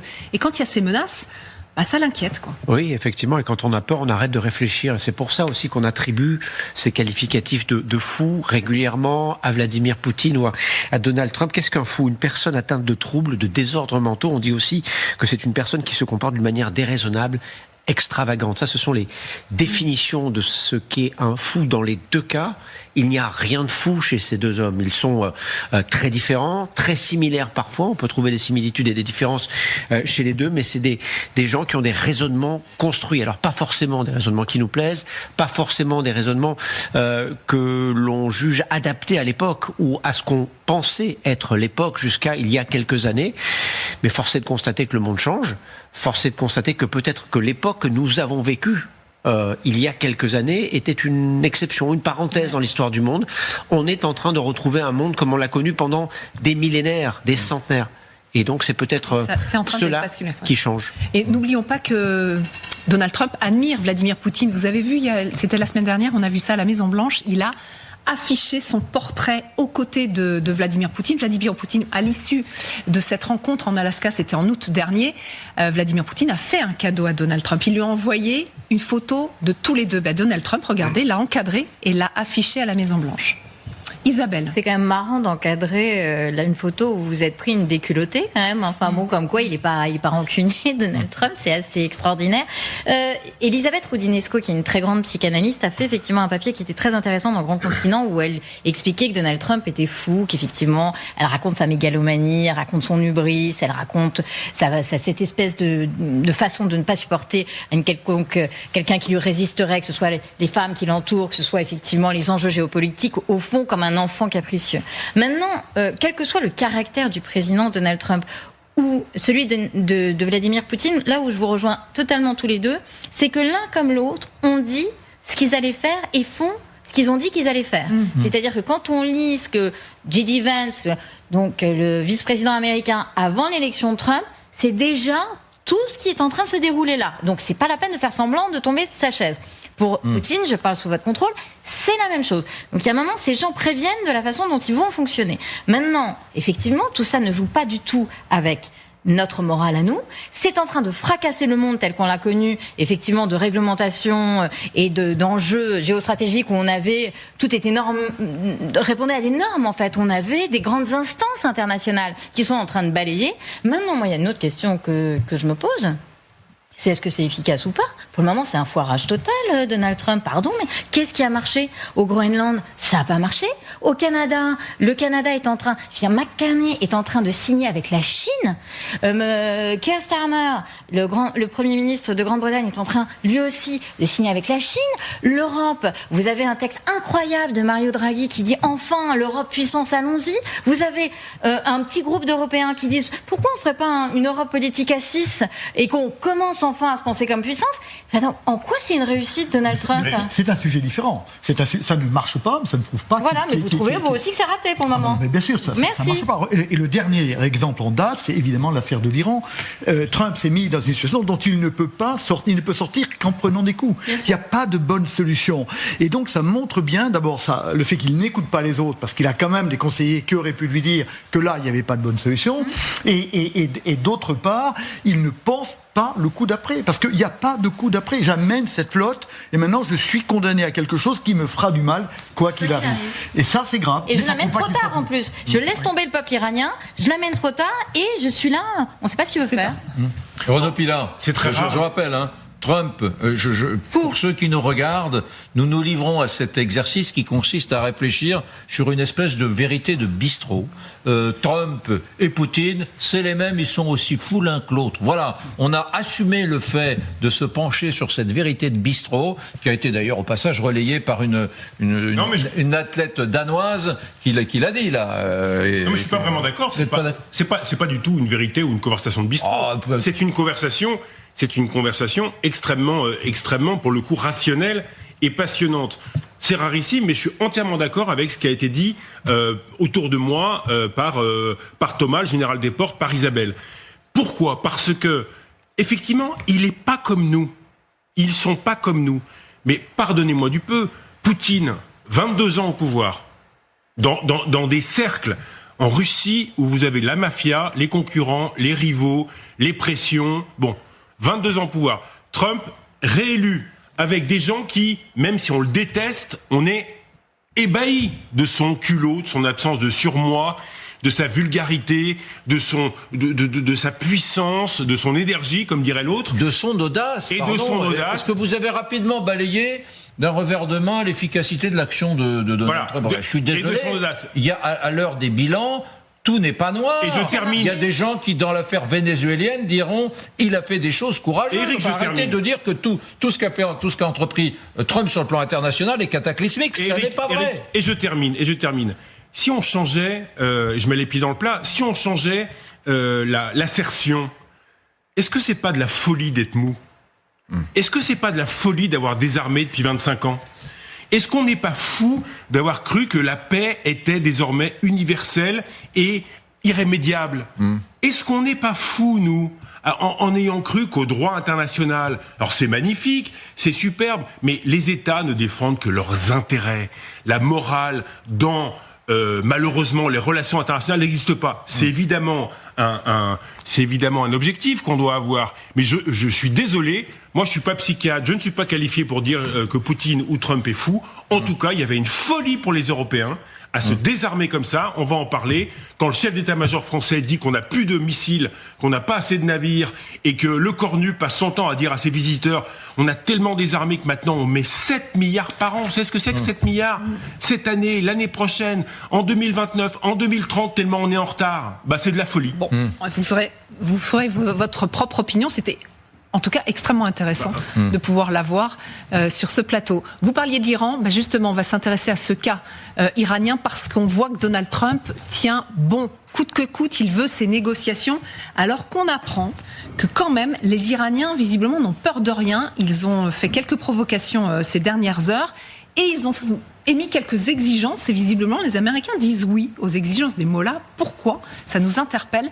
En tout cas, écoutez, Donald Trump, hier, il savait tout ça, les exigences, les escarmouches en Golfe Persique, et pourtant, lui, il veut ces négociations. Il y a des négociations, il faut que ça dure. Ils négocient. Ils aimeraient faire quelque chose, et nous verrons si quelque chose va être fait. Ils ont eu l'occasion de faire quelque chose il y a quelque temps, mais cela n'a pas fonctionné. Et nous avons lancé l'opération Midnight Hammer.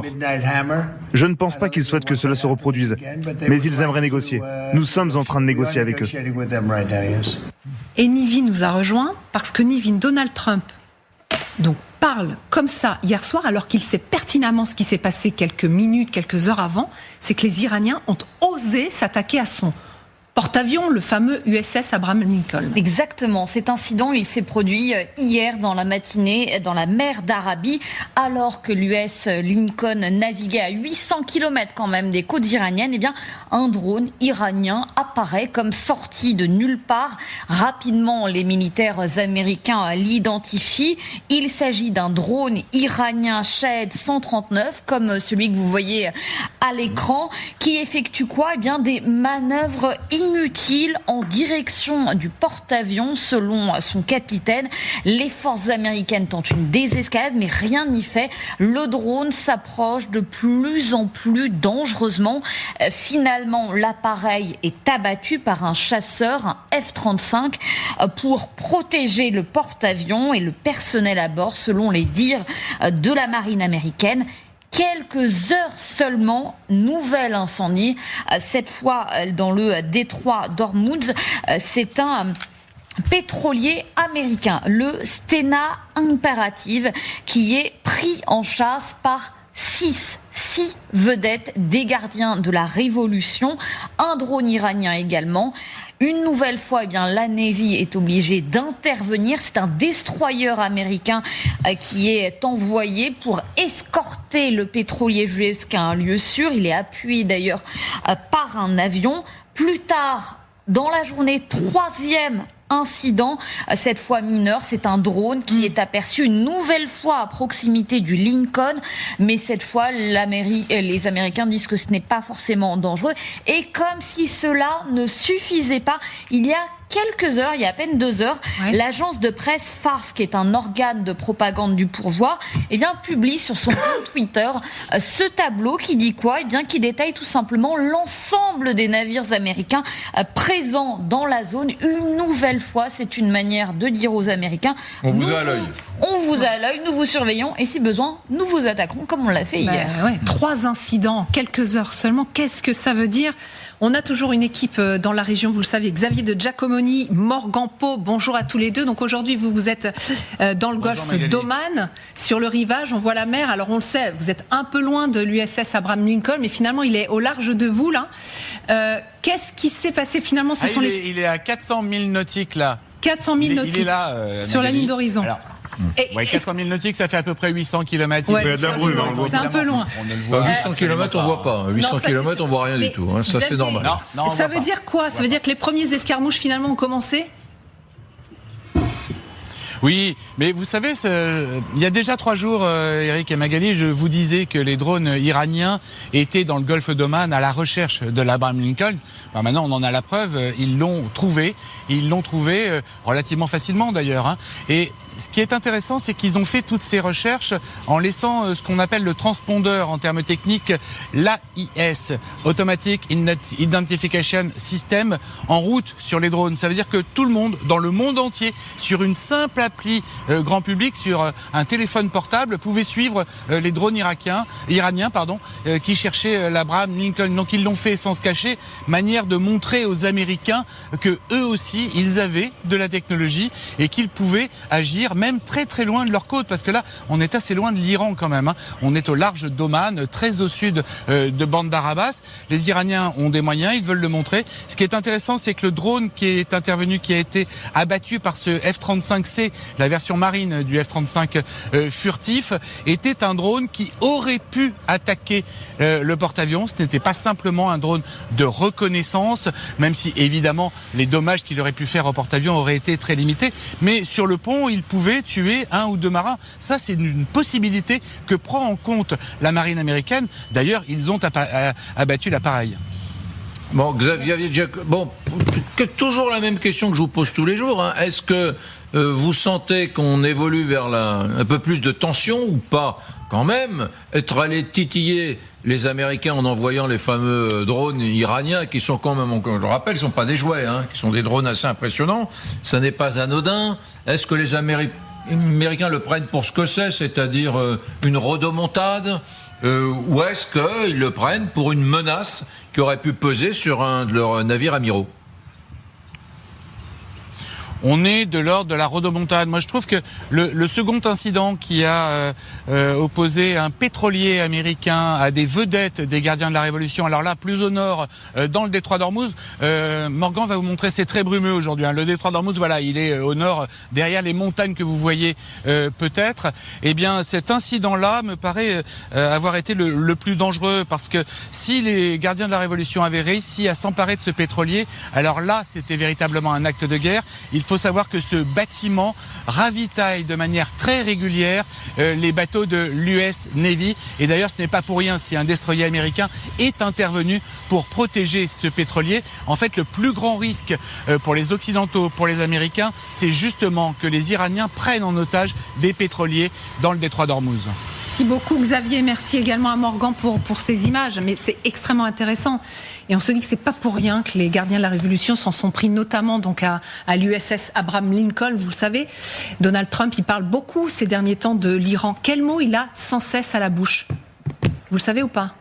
Bon, un petit rappel. Écoutez bien le président américain. Nous avons une armada, nous avons une force massive qui se dirige dans cette direction. Notre magnifique armada navigue actuellement vers l'Iran, donc nous verrons. Nous avons une grande armada, une flotte, vous pouvez l'appeler comme vous voulez. Nous disposons d'une flotte extrêmement puissante. Nous avons les bateaux les plus puissants du monde et de très loin la meilleure armée du monde. Nous avons là-bas les navires les plus grands et les plus puissants du monde. Et donc les Iraniens, ils se sont attaqués à ça. La plus belle armada, les plus beaux navires, les plus puissants du monde. Donc le message, il est clair. C'est un message. Mais pourquoi ils font ça? Non, les affaires sont claires. Alors moi, je ne suis pas du tout d'accord avec le terme de rotomontade. En fait, c'est un exercice de dissuasion. Là, on est en train d'expliquer au président Trump qu'ils iront jusqu'au bout. Ils sont capables de lancer, d'aller taper les pétroliers. Alors, si vous permettez un tout petit peu d'histoire personnelle. J'ai fait l'école des généraux américains et j'ai participé à un grand exercice dans lequel la flotte américaine, avec ce genre de porte-avions, luttait dans le Golfe, contre des passedarans, qui étaient en petits bateaux, vous savez. Et à la fin de l'exercice, les Américains se sont rendus compte que c'était les passedarans qui avaient gagné. Et d'ailleurs, les Américains se sont efforcés immédiatement de dire non, les données étaient mauvaises. Alors que je peux vous assurer que l'affaire était bien montée. Ce qui fait que les Américains savent bien que, évidemment, la puissance militaire est complètement différente, mais qu'il y a une capacité de nuisance en Iran qui n'a pas été détruite. Et pour quelle raison, ils ont gagné? Comment? Pour quelle raison ils ont gagné? Pourquoi les petits bateaux iraniens arrivaient à bout du grand porte-avions? Parce que les 100 ou les 200 petits bateaux qui ont été attaqués, tirés contre les avions, ont coulé les bateaux américains. Comme les Ukrainiens contre les Russes, finalement. Comment? Comme les Ukrainiens contre les Russes. Je ne sais pas si c'est équivalent, mais en tout cas, dans cet exercice que j'ai vu, l'US Navy a constaté que les passedarans étaient... finalement, gagner cette bataille navale complètement dissymétrique, mais qu'il l'a gagnée. Plus agile. Et donc, plus agile, plus agile, plein de petites bêtes qui viennent vous piquer, etc. Et comme les Américains, que je connais bien, je travaille beaucoup au Pentagone, évidemment, ont le souvenir de ça, ils savent qu'il y a une capacité de nuisance, et peut-être que là, les Iraniens, qui se rappellent de cet exercice également, viennent le rappeler à Trump. Ne fais pas n'importe quoi, parce que oui, tu gagneras à la fin, mais tu auras tellement d'Américains qui seront au fond du Golfe que de toute façon, tes mi-termes, tu les perdras. C'est intéressant. Alors, oui. visiblement, ce sont des informations du Wall Street Journal qui citent plusieurs responsables américains et d'après eux, ces provocations n'ont pas du tout plu à Donald Trump. Donald Trump aurait envisagé de rompre les pourparlers en raison de l'attitude agressive de l'Iran. Mais finalement, il a décidé de continuer. Il l'a dit donc hier soir, on l'a entendu, le président américain, il veut ces pourparlers directs avec l'Iran. Pour l'instant, elles sont maintenues vendredi. Peut-être pas en Turquie, parce que l'Iran ne veut pas que ce soit en Turquie, mais à Oman. Et la Maison-Blanche a accepté qu'effectivement ce soit à Oman. Pourquoi ? De fait, parce que ces négociations, elles ont débuté depuis quelques jours déjà par ces opérations militaires, par ces drones, par ces surveillances mutuelles, par ces négociations autour de ces négociations, c'est-à-dire le lieu, c'est-à-dire qui va participer. On doit arriver à la table des négociations, que ce soit côté américain ou côté iranien, avec le plus d'éléments dans sa besace pour pouvoir peser sur ces négociations. C'est ce qui est en jeu. Les Iraniens savent très bien le faire, ils sont habitués.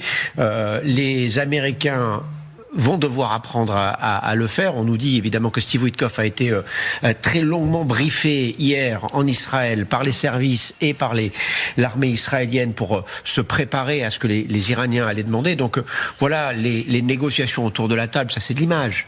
Mais ça parle en coulisses depuis évidemment des jours, et la traduction de ces paroles en coulisses, c'est ce que l'on voit, ce que l'on commande depuis 48 heures. Et les Israéliens, ils vont, vous qui connaissez très bien ça, ils sont pour une implication militaire Les Israéliens, aujourd'hui, sont les seuls à vouloir taper l'Iran, et pour une bonne raison, c'est qu'ils savent que ce régime est affaibli. Voilà, donc c'est une opportunité en plus pour continuer d'affaiblir les mollahs. Sachez que depuis la fin de la guerre entre Iran et Israël, les Iraniens ont doublé, par exemple, c'est juste un exemple, mais leur capacité de production de missiles. Donc ils se reconstruisent vite. Pour les sites de lancement, c'est pareil, ils les ont disséminés un peu dans la montagne pour qu'ils soient plus difficiles à atteindre. Donc les Israéliens, ils voient tout ça, ils le savent. Eux se disent, c'est le moment d'y aller, parce que si on ne fait pas ça maintenant, et si les Iraniens continuent à gagner du temps, on n'y arrivera plus après. Bien. Merci. On va suivre de près ces attaques, ces petites piques. J'ignorais ce que vous nous avez raconté, c'est-à-dire que c'est cet exercice militaire qui avait démontré aux Américains un peu embêtés que leur super porte-avions, que leurs grosses infrastructures aéronavales avaient été mises en difficulté, voire même battues, exercice militaire, par les petits bateaux des passes d'Aran, par centaines. Absolument. Waouh. Exercice 2000 Washington, c'était. Incroyable. Mesdames, messieurs, une fois n'est pas coutume, restez avec nous. J'aimerais que vous soyez tous sur cette partie de l'émission. Je vais vous raconter mon dimanche après-midi. Isabelle Saporta, vous êtes heureuse? Je vais vous raconter mon dimanche après-midi. Je suis ravie. Il faisait gris. Il pleuvait sur le pavé parisien. Je suis allé place Vauban, où se déroulait une petite manifestation d'Iraniens de France, n'est-ce pas, pour évoquer, commémorer, ou plutôt pas commémorer, mais manifester contre, soutien aux victimes. Contre ce massacre du 8-9 janvier. C'était un moment extrêmement intense, et j'étais très surpris en arrivant là-bas de voir beaucoup de drapeaux, mais que des Iraniens. Je n'ai pas vu d'hommes politiques de gauche ou de droite. Je n'ai pas vu les gens qui sont assez prompts à manifester, d'artistes, de chanteurs, d'acteurs, personne. Je n'ai pas vu d'étudiants de Sciences Po, pourtant prompts à manifester.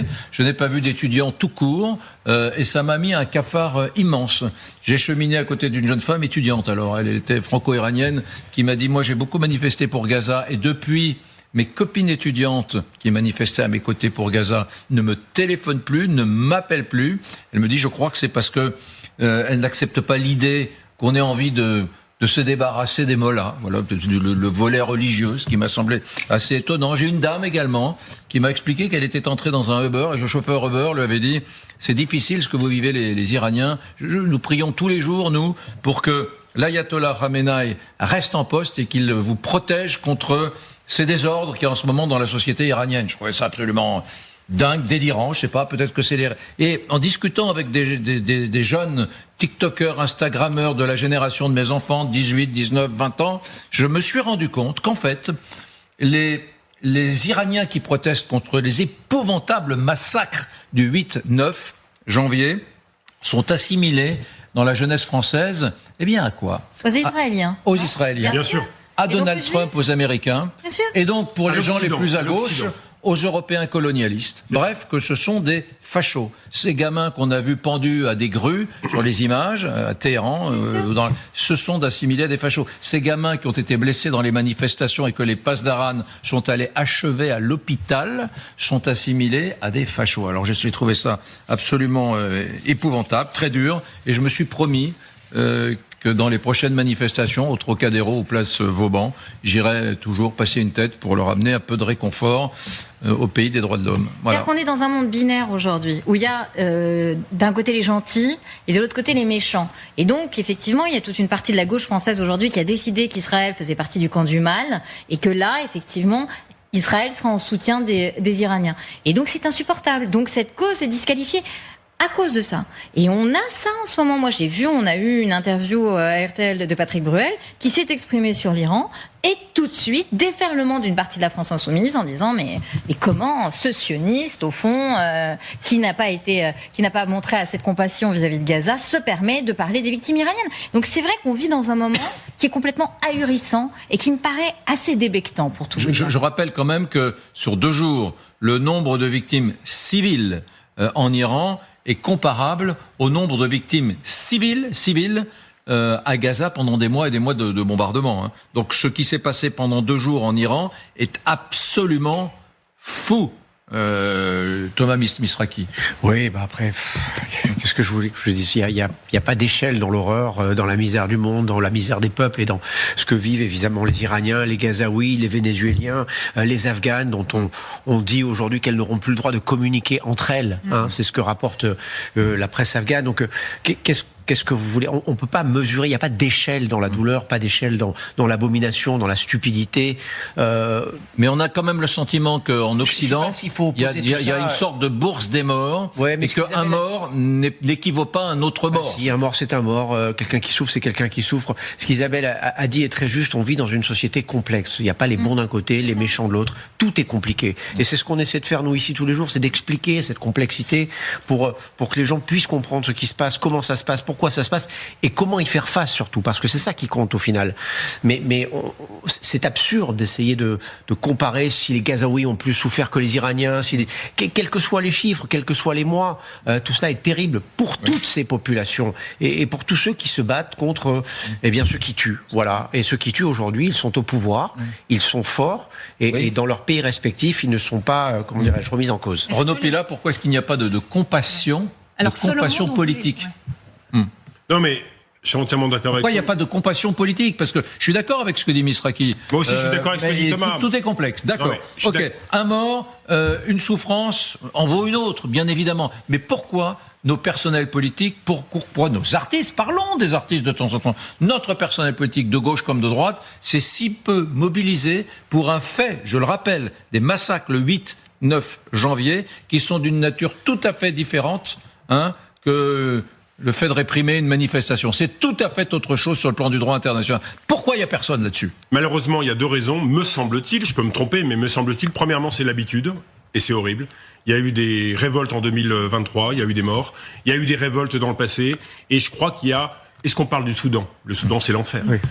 Est-ce qu'on parle de l'Afghanistan? Thomas, on a bien légitimement parlé. L'Afghanistan, c'est l'enfer. On est parti, les Américains sont partis, on laisse une population, et notamment les femmes, dans une déshérence, et les jeunes femmes dans une déshérence terrible. Deuxièmement, et là je vous rejoins, il y a la question d'Israël. Il faut dire les choses. Moi j'ai discuté effectivement avec des militants ou des sympathisants de gauche qui ont beaucoup manifesté en soutien, et ils avaient entièrement raison, aux Gazaouis, mais qui là disent derrière, et je l'entends, il y a l'influence américano-israélienne. Certains remettent en cause l'importance du bilan en disant « Oh, c'est horrible, que ça soit 3000, 2000 ou 4000 ou 30 000, c'est l'horreur. » Mais ils disent « Attention, attention, les 30 000, c'est pas vraiment vérifié, c'est très compliqué, il y avait un blocus, et il y a il y a de tels intérêts israéliens pour affaiblir l'Iran que moi je me méfie. Moi j'ai entendu ça. Et c'est vrai qu'il y a une telle détestation en tout cas du régime israélien et de Netanyahou, qu'ils disent, les amis d'Israël, les amis de l'Iran, moi je vais pas descendre dans la rue. Faut dire les choses, c'est vrai. Vous aurez pu terminer et qu'une certaine gauche française dit les amis d'Israël sont nos ennemis, y compris quand ce sont des étudiants de Téhéran de 25 ans qui sont pendus à des grues. Voilà. Elle est là, allez jusqu'au bout de votre raisonnement. Juste un exemple très, très concret de la complexité du monde. Benjamin Netanyahou, le Premier ministre israélien, je rappelle, a reçu il y a quelques jours chez lui un représentant d'un parti d'extrême droite autrichien fondé par des nazis. Ah oui, ça se voit. Est-ce qu'il faut aller plus loin que cela pour comprendre l'absurdité et la complexité du monde aujourd'hui? Voilà, donc c'est difficile. L'international d'extrême droite. Vous arrangez pas mes bidons en disant ça, parce que là, vous êtes quoi? Qu'est-ce que vous voulez accréditer on parle de Netanyahou. Parce que moi, je parle des étudiants iraniens. Oui, non, mais vous avez raison. Moi, je vous dis, ce qui s'est passé en Iran sur la base des informations dont nous avons, que je ne voudrais pas voir noyer, je vous dis que sur la base des informations que nous avons, nous sommes, je me souviens quand il y a eu 30 000 morts en d'autres circonstances, ça faisait la une, voilà. Et aujourd'hui, remettre en cause ce chiffre qui a été accrédité non, il n'y a pas eu un coup de je ne le remets pas en cause. Mais même l'ONU parle de plusieurs dizaines de milliers de morts. Moi, j'aime bien votre pas de côté sur le Soudan. Le Soudan, c'est terrible, mais là, je voudrais qu'on parle de l'Iran. Pourquoi est-ce que je repose la question, le personnel politique français de gauche comme de droite nous soutient si peu la cause iranienne? Je dis nous, allez, je me mets dedans parce que moi j'ai pris fait et cause pour cette cause iranienne. Je trouve ça épouvantable épouvantable qu'il y ait... Parce qu'ils pensent au municipal, ils pensent au budget, ils pensent à la présidentielle. L'ayatollah Khomeini était à Nofle-le-Château, il était abrité par la France avant 1979. Nous avons un lien historique avec l'Iran. Et il a toujours fasciné la gauche. Rappelez-vous, Michel Foucault, donc tous ces penseurs qui ont quand même été en soutien, en fait, en 79. Donc oui, il y a toujours eu une espèce de sentiment un peu étrange de la part de général. la France vis-à-vis de ce régime. Juste, je voulais vous faire réagir. Pourquoi on a mis un peuple seul au monde? Alors, c'est pas nous qui le disons, c'est une actrice iranienne qu'on connaît bien en France parce qu'elle est réfugiée en France depuis 2008, Golshifteh Farahani. Voilà ce qu'elle dit au Figaro. Le peuple iranien est le plus seul au monde. Il ne se bat pas contre les mollahs. Il se bat aussi contre l'Europe, la Chine, les pays arabes et Donald Trump. Il est abandonné de tous. Alors, je crois, vous avez raison de reciter Donald Trump, parce que je pense qu'il y avait une attente extrêmement forte, poussée par le fait que Trump dit « help is on the way », l'aide est en chemin, et qu'il ne l'a pas fait. Ce qui nous rappelle d'ailleurs que les Américains ont en général laissé tomber les rébellions qu'ils poussaient sans les accompagner. Je pense à la Hongrie, je pense aux Kurdes, etc. Et donc, je pense que c'est une trahison. Je crois que les Iraniens apprendront, comme nous on l'a appris, que l'Amérique trahit en général ses amis. Pour revenir sur le fond des choses, je crois que nous sommes, enfin, ce que je dis est évidemment connu de tout le monde, nous sommes dans une grande phase de décivilisation. Et là, un des signes de la décivilisation, c'est que la morale le cède à l'idéologie et qu'on ne raisonne pas en termes de bien et de mal, mais en termes d'idées qui sont plus importantes que la réalité elle-même. La conclusion, moi je suis très triste pour les Iraniens, mais la conclusion aussi, c'est que nous, Européens, il faut absolument que nous défendions cette havre incroyable de civilisation que nous sommes. Et nous voyons bien que nous sommes finalement parmi les derniers à avoir au cœur de notre philosophie l'humanisme, le droit à la vie, le respect de l'humain. Se rajoute autre chose, c'est qu'on a compris aussi, après nos échecs, quand je dis nos, c'est de l'Occident, et encore moi je ne m'associe pas aux États-Unis, mais en Afghanistan, au Vietnam, au Irak, on a bien compris que les bons sentiments ne valent pas si on n'a pas la puissance. Et nous, on a bien compris qu'on peut lever les bras au ciel, mais on n'a pas un avion, on n'a pas un bateau à agir, et que donc crier finalement ne sert pas à grand chose. Donc il y a un certain sentiment d'impuissance, et donc nous devons en sortir. Et l'Europe a quelque chose à dire au monde, parce que justement elle porte cet humanisme. Et ben pour qu'elle puisse dire quelque chose au monde, il faut qu'elle redevienne une puissance. Oui, non, mais voilà. Non, mais c'est vrai, vous avez parfaitement raison. On cherche les candidats pour 2027. Voilà. Et comme comme les sondages en plus disent que les Français seraient prêts à donner les clés de l'Élysée à un homme fort et incarnant l'armée, c'est vrai que c'est jamais regardé. Vous avez votre directeur de campagne, Thomas, et on est prêt, on fait la campagne présidentielle. Bon, je vous remercie. Donc pour clore ce débat, parce que nous en avons un autre qui va suivre, et d'importance, pour clore ce débat, ça veut dire quoi? Ça veut dire que comme pour Femmes, Vie, Liberté, on peut considérer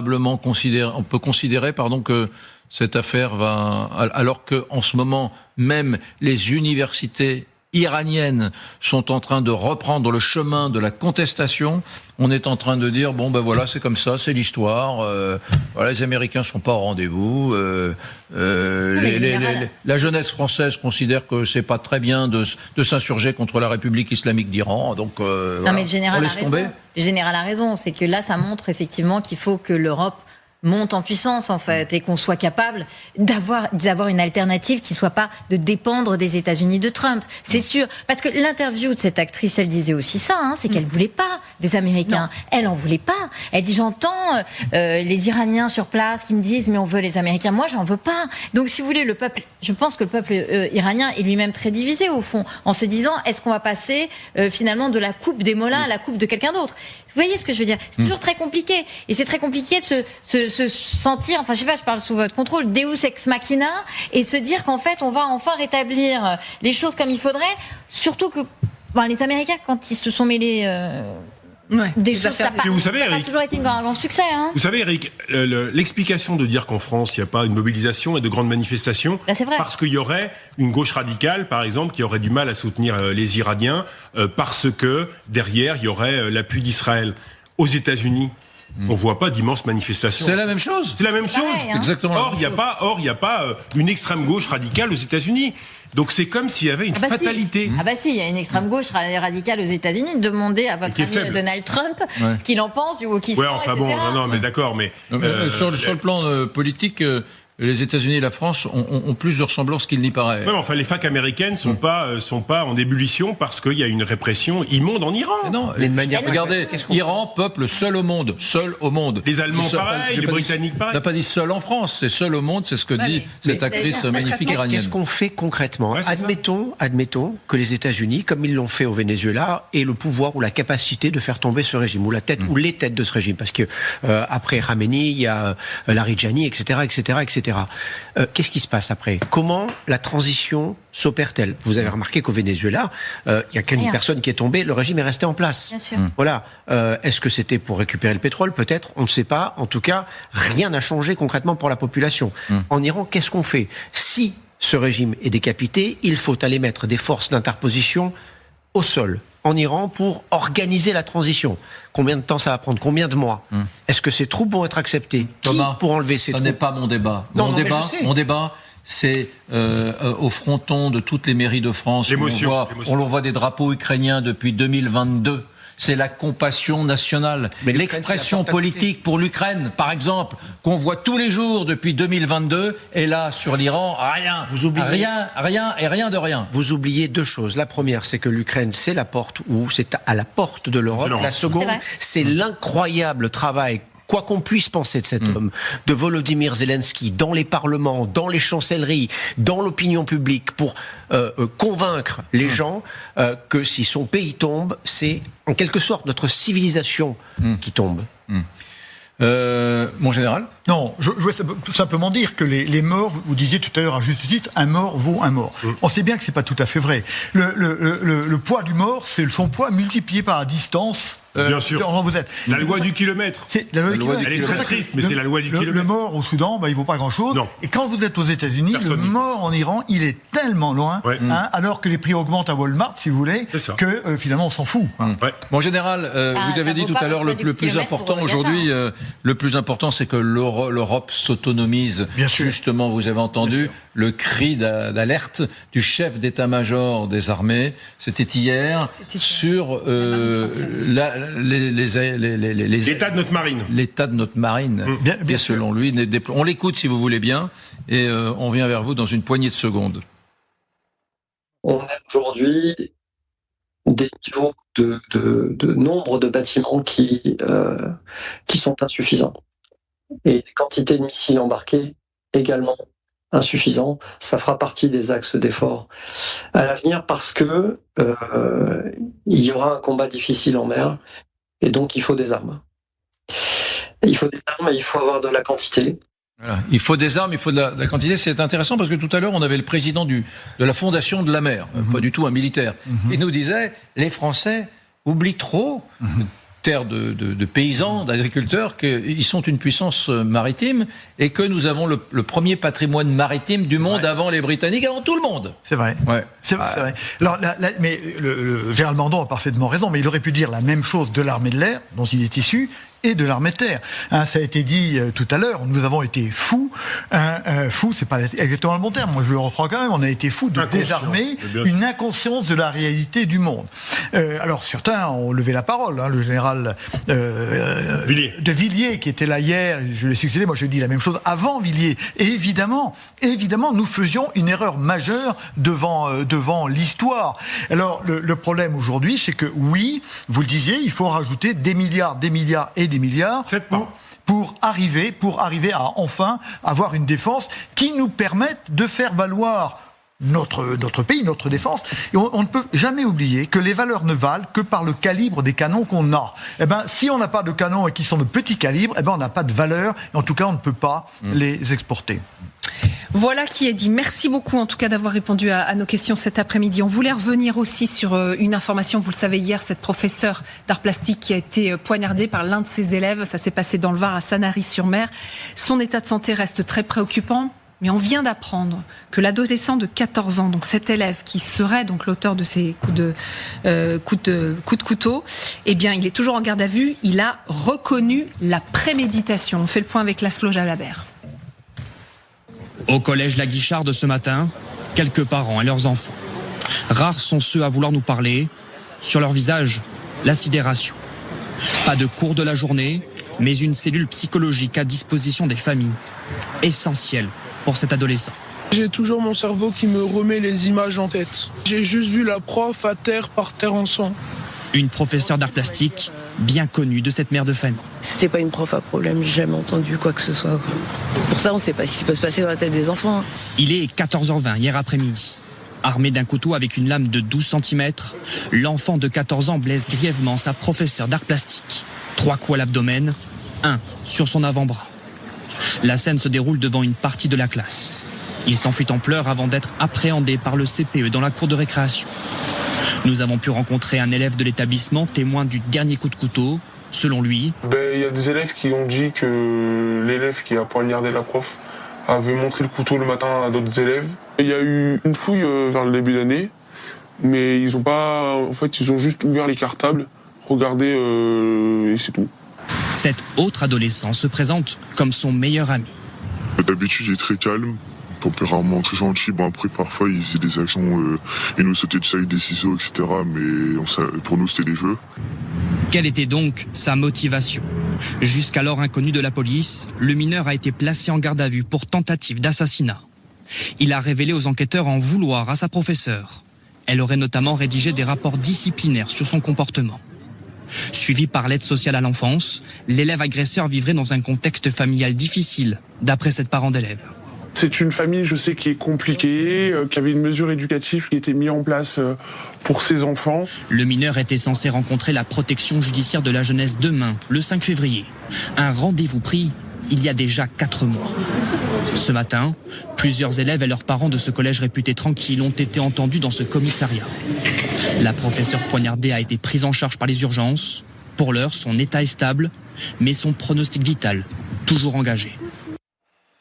Voilà, le procureur donc, qui estime que c'était un geste prémédité parce que l'élève avait amené un couteau une première fois il y a quelques jours et puis donc hier il s'en était vanté visiblement auprès des autres élèves et il dit, je cite le procureur, a priori cet élève avait la haine parce que sa professeure avait mis des notifications sur Pronote en dénonçant son comportement et ça lui a pas plu, mais il dit cet après-midi regretter beaucoup son geste. C'est heureusement, quand vous avez votre professeur qui est entre la vie et la mort, heureusement qu'il regrette. C'est moi, ce qui me rend malade avec ce genre d'affaires, c'est que j'ai l'impression que, au fond, de vivre un jour sans fin. C'est-à-dire qu'après chaque drame, on a la même pièce théâtrale qui se met devant nous, qui se joue devant nous, c'est-à-dire le ministre de l'Éducation nationale, 7e quand même, ministre de l'Éducation nationale depuis 2022, qui se rend à toute vitesse sur place. Vous me direz, il n'a pas le choix, s'il s'y rendrait pas, on lui reprocherait d'y aller, mais qui ne sert à rien. La même cellule psychologique qui est comme un cautère sur une jambe de bois, la même, au fond...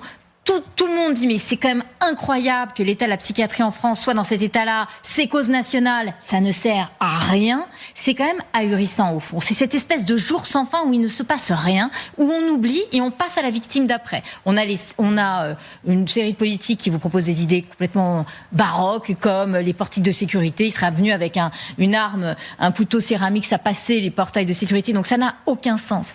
Moi je voudrais revenir sur ce qui a été dit très justement dans ce reportage et qu'a rappelé le garde des Sceaux Gérald Darmanin ce matin à l'antenne de RTL. C'est-à-dire qu'en plus ce gamin-là, il avait été identifié. Il était suivi par un juge pour enfants. Il devait avoir un rendez-vous avec le responsable de la protection de la jeunesse judiciaire le 5 février. Mais sauf que ça a pris 4 mois. Comment c'est possible qu'à chaque fois, on retombe sur la même chose? C'est-à-dire, on identifie les problèmes. C'est pareil pour les meurtriers d'Elias, ce gamin qui s'est fait poignarder à coups de machette et qui est mort pour le vol de son portable. Les gamins avaient été identifiés. À chaque fois, on a l'impression, oui, on sait qu'il y a un problème. Il devait avoir rendez-vous, d'ailleurs, c'était le 5 février. Oups, pas de chance. Ces deux-là, pour la mort d'Elias, oui, on savait. D'ailleurs, ils ne devaient pas se parler. Ils vivaient dans le même immeuble. Pas de chance. Non, mais un moment, mais quand est-ce qu'on met le turbo en fait? Quand est-ce qu'il se passe? Quand est-ce que quand c'est identifié, c'est pas dans 4 mois qu'il a rendez-vous, c'est dans 2 jours en fait. Je ne comprends pas. Je ne comprends pas ce qu'on attend, que la société se délite entièrement. Et les professeurs, mais vous avez encore envie d'être professeur, vous? Mais aujourd'hui, il y a un permis de tuer sur les professeurs. Vous risquez votre vie en étant professeur. Mais qui aura encore envie de devenir professeur demain? Enfin, mais pas moi, hein, je vais vous dire. Moi, j'ai pas envie de devenir professeur. Je veux dire, c'est des sentinelles de la République, ces gens-là. C'est admirable, en fait. Donc il y a urgence et on ne fait rien. Oui, parce que je crois que la santé mentale, c'est un sujet où finalement vous n'agissez que si vous êtes touché intimement dans votre famille. On le Donc voit là, bien. Vous sous-entendez que les politiques n'agissent pas, parce que c'est un problème lointain. Non, mais il y a eu un grand plan santé mentale il y a 1 an ou 2 ans. Bah ça marche bien. Ben voilà, non mais alors attendez, non mais c'est sur du long terme, c'est compliqué, on va pas en 15 jours, c'est pas comme interdire telle ou telle tenue ou. Mais allez dans les hôpitaux psychiatriques, vous allez voir. Non mais ça, non mais Isabelle, j'en ai parlé hier. Non mais vous avez raison, mais plus personne veut devenir psychiatre. Bah non, et il y a peut-être une raison. Les psychiatres, moi, les psychiatres disent que je connais, me disent mon cabinet, il y aura plus de successeurs, plus personne. Très difficile dans les HP publics, hôpitaux publics, psychiatriques, c'est l'enfer. Énormément d'absentéisme. Vous vous retrouvez à 2 sur des couloirs de 30 à 40 personnes, sur des couloirs et des quartiers qui sont très lourds. Mais enfin, je vais pas vous donner des détails, mais c'est vraiment très très dur. Les médecins scolaires, il n'y en a pas assez. C'est très dur d'être médecin scolaire et vous n'êtes pas assez payé. Donc, sortons de explosion de la violence, c'est l'enfer. Commune paisible, collège paisible. Or, il y a des établissements scolaires qui sont dans des quartiers extrêmement difficiles où les profs se battent. Il n'y a pas ce genre de drame absolu. Donc, c'est arrivé.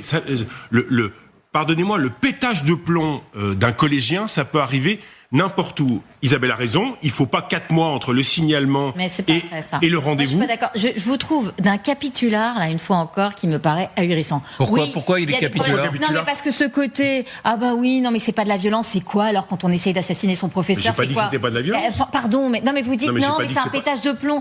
Pardon, vous pétez un plomb, vous Renaud Pilat, vous prenez un couteau, vous allez voir Brunet, vous essayez de l'assassiner. C'est un pétage de plomb de drame absolu. Non mais je veux dire, on peut pas dire ça en fait.